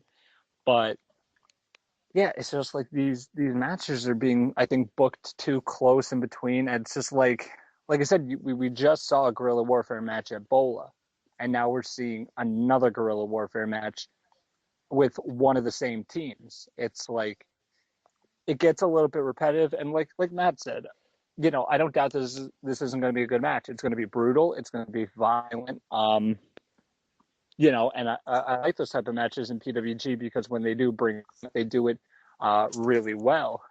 But like I said, I just wouldn't have gone with this. I would have gone with something different.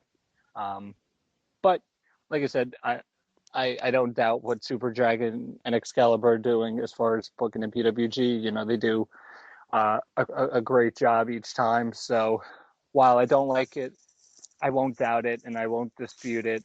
And I'll just see where it plays from here. I don't know. Who knows? This could lead to something even bigger in the Mount Rushmore versus PWG storyline. Who knows? Yep, that's a very good point. One note I want to make of, and it's kind of off PWG, so if there's anything you guys want to throw out there before we get off the PWG note, feel free to do it. No, but I just want to say if anybody's listening or wondering, when the tickets go on sale. Tickets go on sale November 19th, 8 p.m. Pacific time. So get on your laptops or whatever, tablets. You want to get your tickets, there you go, man. So Thank fucking God I don't got to do that again. That's the only thing Yeah. But getting onto this note, I know it's been talked about in the past. I know people have brought it up. But it got brought up again today in an interview. Well, at least whenever I saw it, it was today. Abyss went on record to state that he turned down a WWE deal and a chance to fast track to the main roster to work with The Undertaker at WrestleMania to stay with TNA. Do we believe this or do we not? I believe it. It's because I heard that rumor way back as well that might happen, and I actually thought he was going to WWE, but then he shocked the world in that one TNA pay-per-view that he returned, and everybody thought he was going to be like, what the fuck?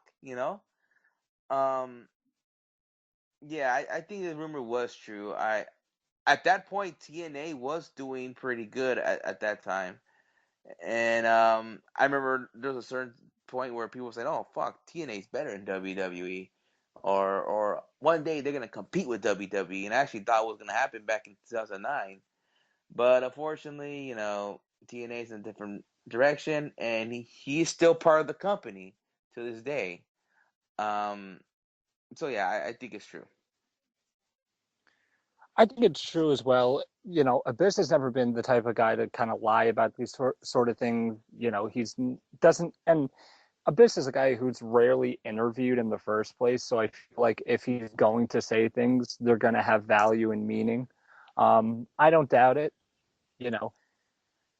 I remember back, it was around that time, like 2007, 2008, kind of, YouTube started going off, and it was really starting. The internet was getting even bigger. The internet was pretty prevalent before then, but it was really starting to kind of take off in the sense that it was getting into more homes. And I remember always, reading the dirt sheets even back then and wanting to know what's going on between, TNA and what's going on behind the scenes. And you heard all those rumors. So I don't doubt it. And the question is, it's like, because you look at it and it's like, okay, if Abyss went to WWE and faced The Undertaker, would he have gone over? No. He would have lost The Undertaker at WrestleMania. So where does he go from then? Where would his character have gone in WWE? How would have WWE portrayed him? Because, in TNA, he was always known as the monster. He was in these violent, vicious matches. He was... Until he turned into some bullshit lawyer. But, it is what it is. You didn't like that? You didn't like the Joseph Park Abyss storyline? I have my hits and misses on it. I just don't get. It's kind of like Corporate Kane with me, man. I don't get portraying a character for years and years and years. I get you have to have longevity. I get you got to reinvent yourself, but to go that far into reinventing yourself, where people are just like, "What the fuck?" I don't know, man. I will say that the Abyss Joseph Park thing, I think it could have worked better if it wasn't so dragged out, because then they had Joseph Park teaming with Eric Young, and it went on too long. I feel like if it was short and sweet and to the point, it would have been more effective, because it would have showed such a dynamic of the Abyss character to where, he goes away and you see Joseph Park, and that everybody knows that was Abyss, but then that was the whole thing, was that he doesn't know that he's really the monster inside of him. I almost feel like the first couple of weeks that WWE did that whole Kane, not knowing what Corporate Kane is and whatnot. I almost feel like that's what TNA should have done with Abyss, but kind of failed a little bit there. So, getting on to another note, though. Speaking of WWE interest, this is now interest, though. Apparently, WWE has interest in the current Ring of Honor World Tag Team Champions, Michael Bennett, Matt Taven, the Kingdom. Your thoughts? A little surprised, but at the same time, not surprised, because Maria put out that tweet a couple weeks ago that her contract runs out in December, and she, I think it's time. And meaning, has they been in talks lately with, maybe with Michael Bennett and Maria coming to WWE and then adding Matt Taven? I mean, that'd be interesting, and we'll see what we can do in that tag team division. I mean, that tag team division is stacked in NXT right now. So you add the Kingdom in there, holy shit. I mean, that NXT tag team division is going to be freaking stacked. So there's also interest in Elgin and a few other guys too. So a lot of WWE interest going around, not only just Ring of Honor, but just the independent scene as a whole. And we've seen that over the past couple of years. So will WWE add a little bit more stock to the NXT brand? Tom, your thoughts? I think so. I think I've talked about this so many times that with how fast guys are going from NXT to the main roster when it comes to the big names like Kevin Owens and Sami Zayn, Finn Balor's eventually going to be there sooner than later. And I think, it also kind of goes back to the whole Seth Rollins injury thing to where I think they're going to need to say, all right, we need to get some of the big NXT names. We need to get Samoa Joe and Finn Balor and Sami Zayn all up to the main roster because look how thin this roster is. There's no stars up here. We need to get these guys up here. So you do that, but then you leave the NXT roster kind of thin in that sense, and where you're losing draw value to where people are going to go to these NXT shows who want to see Finn Balor and Samoa Joe, and you need to replace it with names that people are going to still go and pay some money for. Going to the Kingdom, I always said, as soon as I saw Mike Bennett in Ring of Honor, I said, he's not a Ring of Honor type of guy. He's a WWE guy because he has the look, he has the promo skills, he has the whole thing with Maria going. I always said he was a better fit in WWE than Ring of Honor. And same thing kind of went with Matt Taven. I always felt like Matt Taven was kind of lost in Ring of Honor, never really kind of connected in Ring of Honor. It's not that he isn't talented, and the same thing goes for Mike Bennett. They're both talented athletes. It's just that they never really fit into there. They were more of what WWE looks for in a wrestler. And the whole thing was that Maria never wanted to go back to WWE, I believe because of like heat with the Bella twins. She's gone on record and said some negative things about the Bella twins and what like they've said to her and what they've said to other people about her when she was in WWE. So you never knew if she was going to go back or not. So that was a big part. But I think eventually wrestlers, water under the bridge, avoid each other, don't talk to each other, stuff like that. But I think, like I said, I feel like the Kingdom, they were made for WWE more than Ring of Honor and New Japan, which is why, like I said, I heavily criticized when they went to New Japan because they just didn't fit in there. They didn't look like they belonged. When you see them, you think, oh man, these guys, they're good looking, they have the promo skills. They're not the greatest wrestlers. I don't think people would put them up there with a guy like AJ Styles, but they're good enough to where they can compete with other guys at the top level. So like I said, I always felt like they were better fitted for WWE. Yeah, I think they'd be a phenomenal fit. Somebody else you brought up in that whole conversation that I got to touch base on, Sami Zayn. There's been reports that he will not be back until, I believe, early 2016 now at this point. So Sami Zayn's injury recovery obviously not going too well. Royal Rumble. Yeah, I mean, no surprise at all that his injuries took him out to the rest of 2015. So they got to take it easy with him. Make sure he comes back 100% because if they want to make him, put him back straight on the main roster, he has to stay healthy. So they're taking their time. There's no rush for him. You don't have to bring him back to NXT. So, if they're planning to do this angle with Kevin Owens in WrestleMania, just take your time. Don't bring him back right away and risk another injury. You know what I'm saying? Yeah, and I feel like there's no reason to bring him back to NXT because the whole story of when he left NXT was because he got injured of Kevin Owens, and Kevin Owens is now on the main roster. So why would you bring him back to NXT? You bring him up to the main roster. Like I said, you bring him into the Rumble, he's going to get a huge, huge pop. He's going to be over immediately. And like I said, he's somebody that's been down in NXT for a while and has been kind of grinding his teeth out there. There's not much more he can do. He's won the NXT title.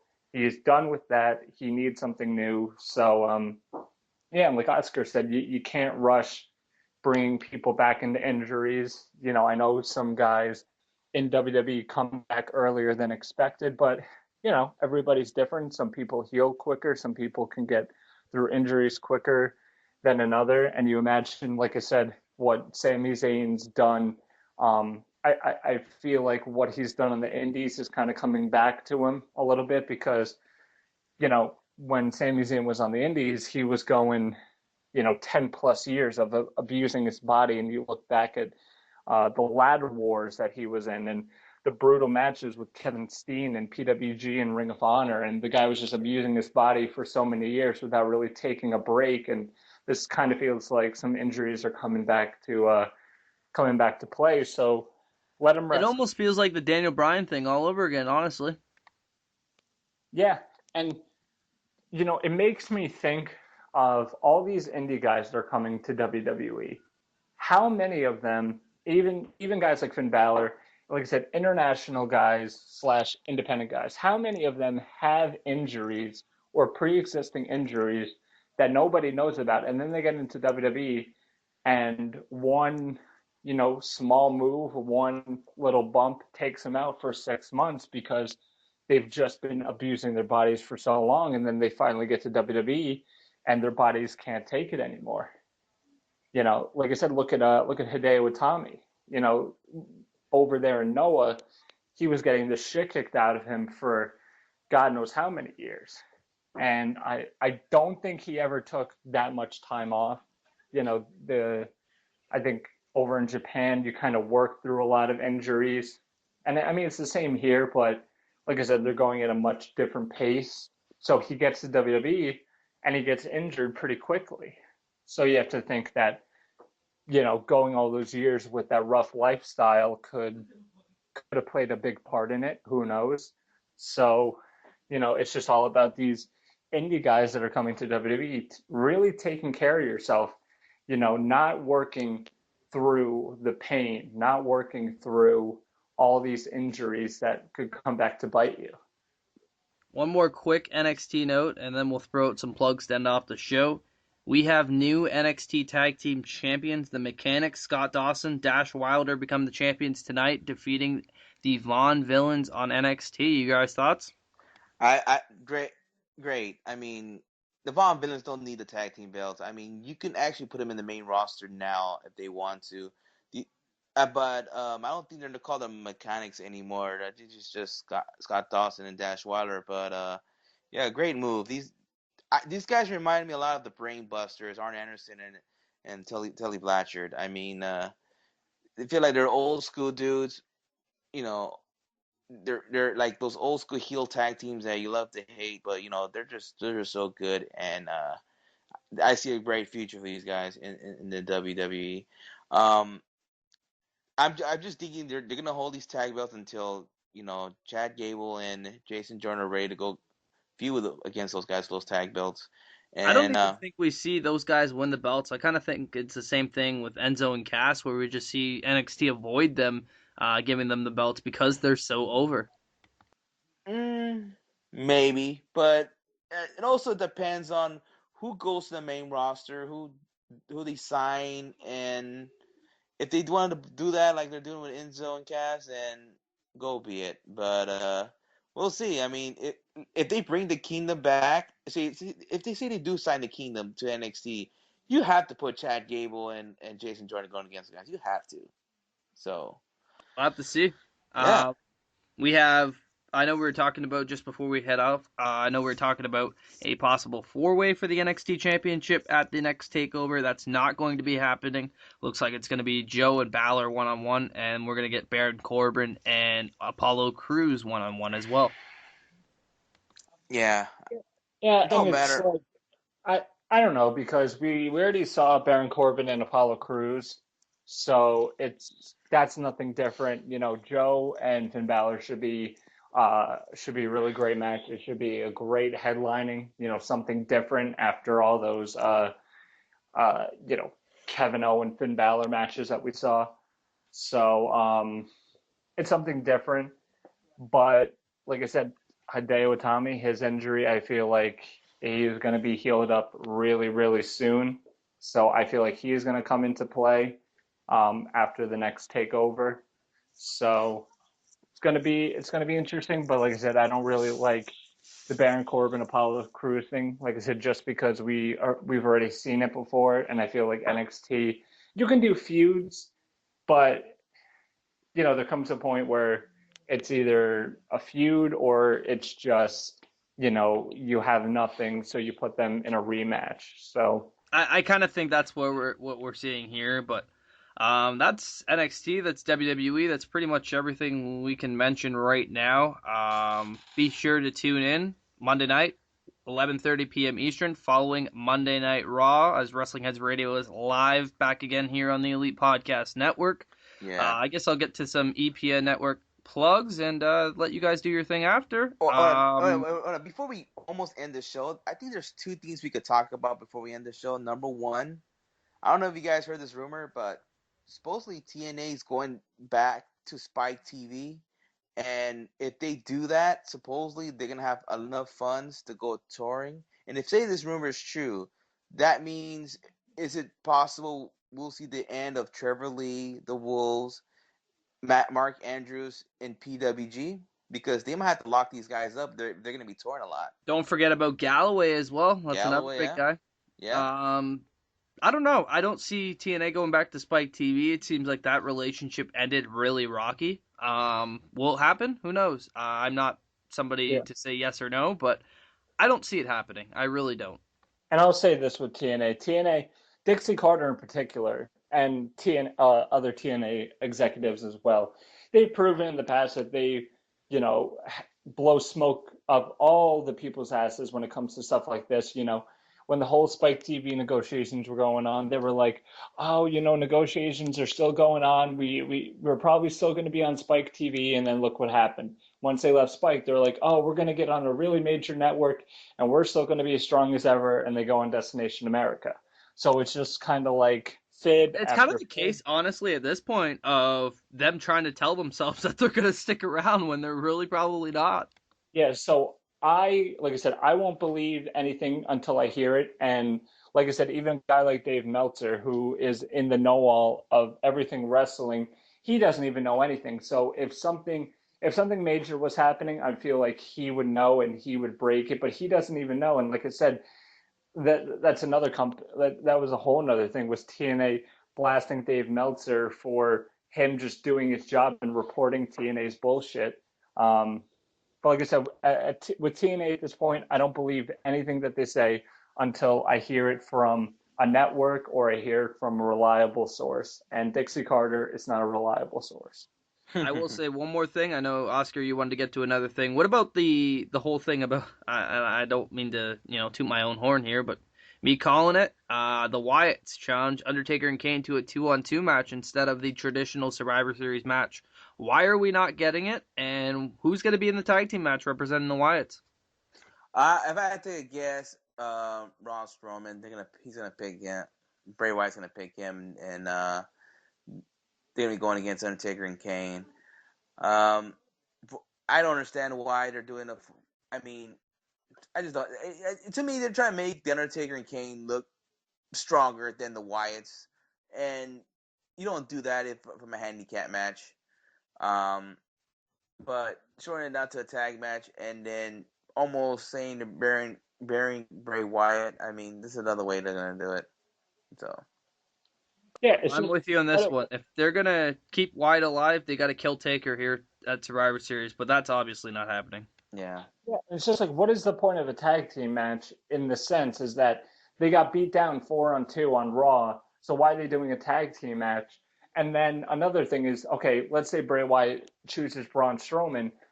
In the sense of a Wyatt family storyline, why would he pick Braun Strowman when Luke Harper, he's always touted as like his right-hand guy, his first pick was Luke Harper to bring into the Wyatt family. He's, been there since day one. He was the first guy. Why would he pick the brand new guy to get in there and go with him? So it's like all these different jumbled sort of messes going on with this whole thing, and it's another double-edged sword in the sense that, it's an interesting matchup, the Brothers of Destruction versus two members of the Wyatt family, but at the same time, it's like, okay, what can you do with it? You have the match, and then what? What's going to be the outcome? Is Bray Wyatt going to be buried again? Is this going to go nowhere? What's going to happen? Why is it booked like this? It's more questions than excitement at this point. I have an answer for you. Undertaker versus Braun Strowman, WrestleMania. Oh. I heard that rumor, and I'm now mostly hearing him and Cena, but who knows? With the Seth Rollins injury, things could change. But one more thing before we end the show. Ring of Honor announced today that the date and when tickets go on sale for the anniversary show taking place in Las Vegas. February 26th is the pay-per-view. February 27th will be the TV tapings. And tickets go on sale to the ringside members on November the 18th. And November 20th will be going to the public. All I have to say is interesting. This is the first time Ring of Honor doing TV tapings, in Vegas, and I'm planning to go to both shows. And All I gotta say is good luck getting tickets for all 4 of those fucking events, man. I saved money. I told Skis to save money, and hope he listened to me. And we're trying to figure out how the hell we're gonna do this because Skis got a new job and he gets off in the mornings. But Friday going to Vegas it could be rough, and I don't want to risk saying, "Oh fuck, we missed the first half of the anniversary show because of traffic." Because going to Vegas, I mean, on a Friday, it could be tough, and unpredictably, we don't know how the weather's gonna be. Like if it rains, we're kind of fucked because it will turn to It one night. rains It's over gonna there? You guys know what rain is? Wow. Yes, especially Nevada area with one. I mean, they could make it to one road. That's fucking sucks, though. So I don't know. We'll see. And last year in Ring of Honor, it actually did rain over there in Vegas. So Kind of shocking. yeah, it rained in Vegas. Man, Anything you want to throw out there? I'm surprised you know what precipitation is. I'm pretty sure you guys don't know what under 50 degrees feels like. Man, must be tough. Yeah. So we'll First see. word struggle, man. It's real. West Coast struggles. Oh, boy. All right. I believe that does it for here on the Wrestling Heads Radio. Like I said, I'm going to throw out some Elite Podcast Network plugs, and then I'll let you guys get to it. Like I said, you can always check out Wrestling Heads Radio every Monday night on the Elite Podcast Network live following Monday Night Raw, 11:30 p.m. Eastern. Always a staple every single week, so stay tuned for your Monday night post-Raw talk here on WHRADIO. The Indie Power Rankings are on the Elite Podcast Network every Tuesday at 1 p.m. Eastern and every Wednesday at 3 p.m. Eastern, talking the top 10 reveal as well as the Tag Team Top 5 reveal. Stay tuned for what we've got planned next week at Indie Power Ranking. Eyes on the Ring every Sunday night. When there's a WWE pay-per-view, they got their post-show as well, so check them out at Eyes on the Ring. Let's Talk by the Cooler tomorrow night. Make the return to the Elite Podcast Network for their second episode, 11:30 p.m. Eastern. They'll be live on the network. Uncle Mike and Tom Show putting out a new show as I'm getting off the air here on Wrestling Heads Radio. So once this show's available, that one should be too. Check it out. Wrestling with Myself, Scotty O'Shea's great podcast. Check that out. Greed stole the spot. It's been a while since we've seen some episodes just due to some things going on, but all the best to John Greed, and hopefully we have a couple episodes coming from him real soon right here on the Elite Podcast Network. That and so much more coming on the Elite Podcast Network. So check us out at Elite Podcast Net on Twitter, and stay tuned to everything we got going on. #EPN Era. YouTube.com/Weekly Wrestling Podcast. Check out some interviews with Vampiro, Jack Evans, and Helico from this past weekend's Smash Wrestling and Lucha Toronto events. I'm going to be posting one real soon with Mark Andrews as well, so stay tuned for that one. Got some big things coming up, as always, in the world of independent professional wrestling. Alpha One Wrestling Final Act 6 this coming Sunday night. We talked about it with Ethan Page. Again, a big thanks to All Ego Ethan Page as well for joining us on WH Radio. I believe that's pretty much it. ProWrestlingTees.com/WWP/IndiePower/WrestlingHead. Support the Elite Podcast Network directly. I'll just throw out WeeklyWrestlingPodcast.com. Find everything there, and I'll hand it over to you, Oscar. Throw out some plugs, buddy. You know what? Because you mentioned that Vampire interview, just remind me. I gotta mention this. Lucha Underground is this weekend. Me and Skits will be there this weekend on the tapings. Enjoy the 4 hours of tapings per day. Yeah, you know what? It looks like it's true because I got an email and they said that they want me to be there by 1 o'clock because that's earlier than usual. And then they said that the tapings will end at 8. So when I saw that, I was thinking, "Fuck, Matt is right. It looks like it's gonna be a 4 episode night." I don't mean to say I told you so, but I told Yeah. you so. Well, fuck it. It's 4 hour. I mean, it's 4 episodes of wrestling, good stuff. Fuck it. You're basically going through the same shit with Ring of Honor anyways when you go to their shows. Fuck it. I am planning to go to a TV taping, so I am fucking down. I did the same thing with Championship Wrestling from Hollywood when they used to do it nearby where I live until they moved an hour away. Fuck it. I went to a 6-hour taping before, so ain't nothing new to me. But yeah, anybody's listening that's want to go to Lucha Underground this weekend that don't have a ticket, my best advice for you is get there at 1 o'clock. Try to get there and be one of the first ones in stand room. And I was gonna say it's basically PWG all over again, man. Get there early and wait in line. Yeah, wait in line and hopefully you get in. And that's my best advice to tell you if you don't have a ticket. But I have a ticket. I'm gonna be there. Maybe you might see me on TV again at Lucha Underground for the 50 million time, but fuck it. Yeah, I saw you like 40 times last season. Yeah, definitely. But who knows? Maybe I'll be involved in a match like the Sean Two Cents did. But oh well. Yeah. Okay. Follow Wrestling Heads and on Twitter, Periscope. We might Periscope outside the temple. Who knows this weekend? So yeah, follow us on there. On that, check out our Instagram. You never know. You might take a picture with Shane Strickland this weekend. Who knows? Who's that guy? I know who Killshot is. Shane Strickland on CCW. That dude. Yeah. Yeah, Comes on Michael Killshot Jackson. Shane Strickland doesn't exist in Lucha Underground, bro. Yeah, I don't know what you're talking about, Oscar. I think you're hitting the bottle a little early. Breaking some kayfabe over here, bro. I know you fuckers. But well. But oh well, just follow us on Instagram there.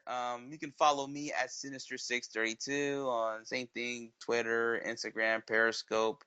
Follow Skits, which he could not make it today. He's probably has some nasty diarrhea. That's why he can't make it. Anyways, follow Tim at WH Skits, and he always posts stuff like Drake and The Weeknd. You know he likes to list them, anyways. And also sports stuff like the Lakers do suck, by the way. Yeah, and follow the Elite Podcast Network and check out WrestlingHeads.com. Check out our blogs and also our bloggers and those. Shout out to them. Shout out to Ethan Page for coming on the show once again. He was awesome. And stay tuned. You never know who's gonna be on the show next, so stay tuned. You never know. That's why you should follow us on Wrestling Heads. And I guess I'm done here. And Matt, I'll give you props for that new Elite Podcast, like Renogo, like the NFL. I give you props on that. Yeah, thanks, dude. Check out Elite Podcast Net. One more quick plug before I get to Tom, and that's A Walking Weapon to Remember. The Goodbye to Professional Wrestling for Josh Alexander will be available this weekend on our YouTube channel, the full final copy, so stay tuned for that one, man. I'm really excited to finally produce this bad boy and get it out there. Without a doubt, I'm looking forward to seeing it. I know you've been hyping it to me for a while now, so youtube.com/weekly wrestling podcast. I can't wait to check it out, and I'll be sure to send Hitting it out. Almost 200 subscribers. Hit us up, folks. Yeah, I mean, come on. Weekly Wrestling Podcast, 11 interviews with Vampiro, Jack Evans on Helico, Ricochet, everybody and anybody who's relevant in the indie scene is getting interviewed by the Elite Podcast Network. So check it out. You can follow me on Twitter at @TweetMe. My Periscope is the same thing. I'm kind of hit and miss on Twitter. Some days I'll be tweeting a lot, some days I won't. But follow me anyway. I'll follow you back and talk some wrestling, talk whatever. It doesn't matter. Big thanks, of course, once again to Ethan Page for coming on. Big thank you to anybody, all the independent wrestlers that take the time out of their busy schedule to either do video interviews or interviews over Skype or over the phone, that come on and take their time out.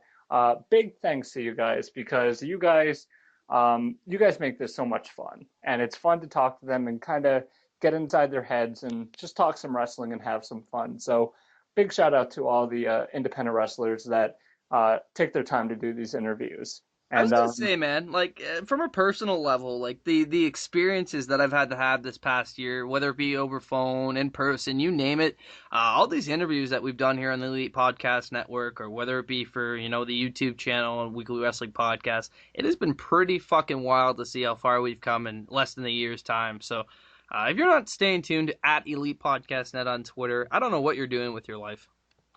yeah, and like I said, guys, like all these independent wrestlers that come on and take the time out and try to spread the word. There's so much great outlets, smartmarkvideo.com, highspots.com, some great resources for some great videos.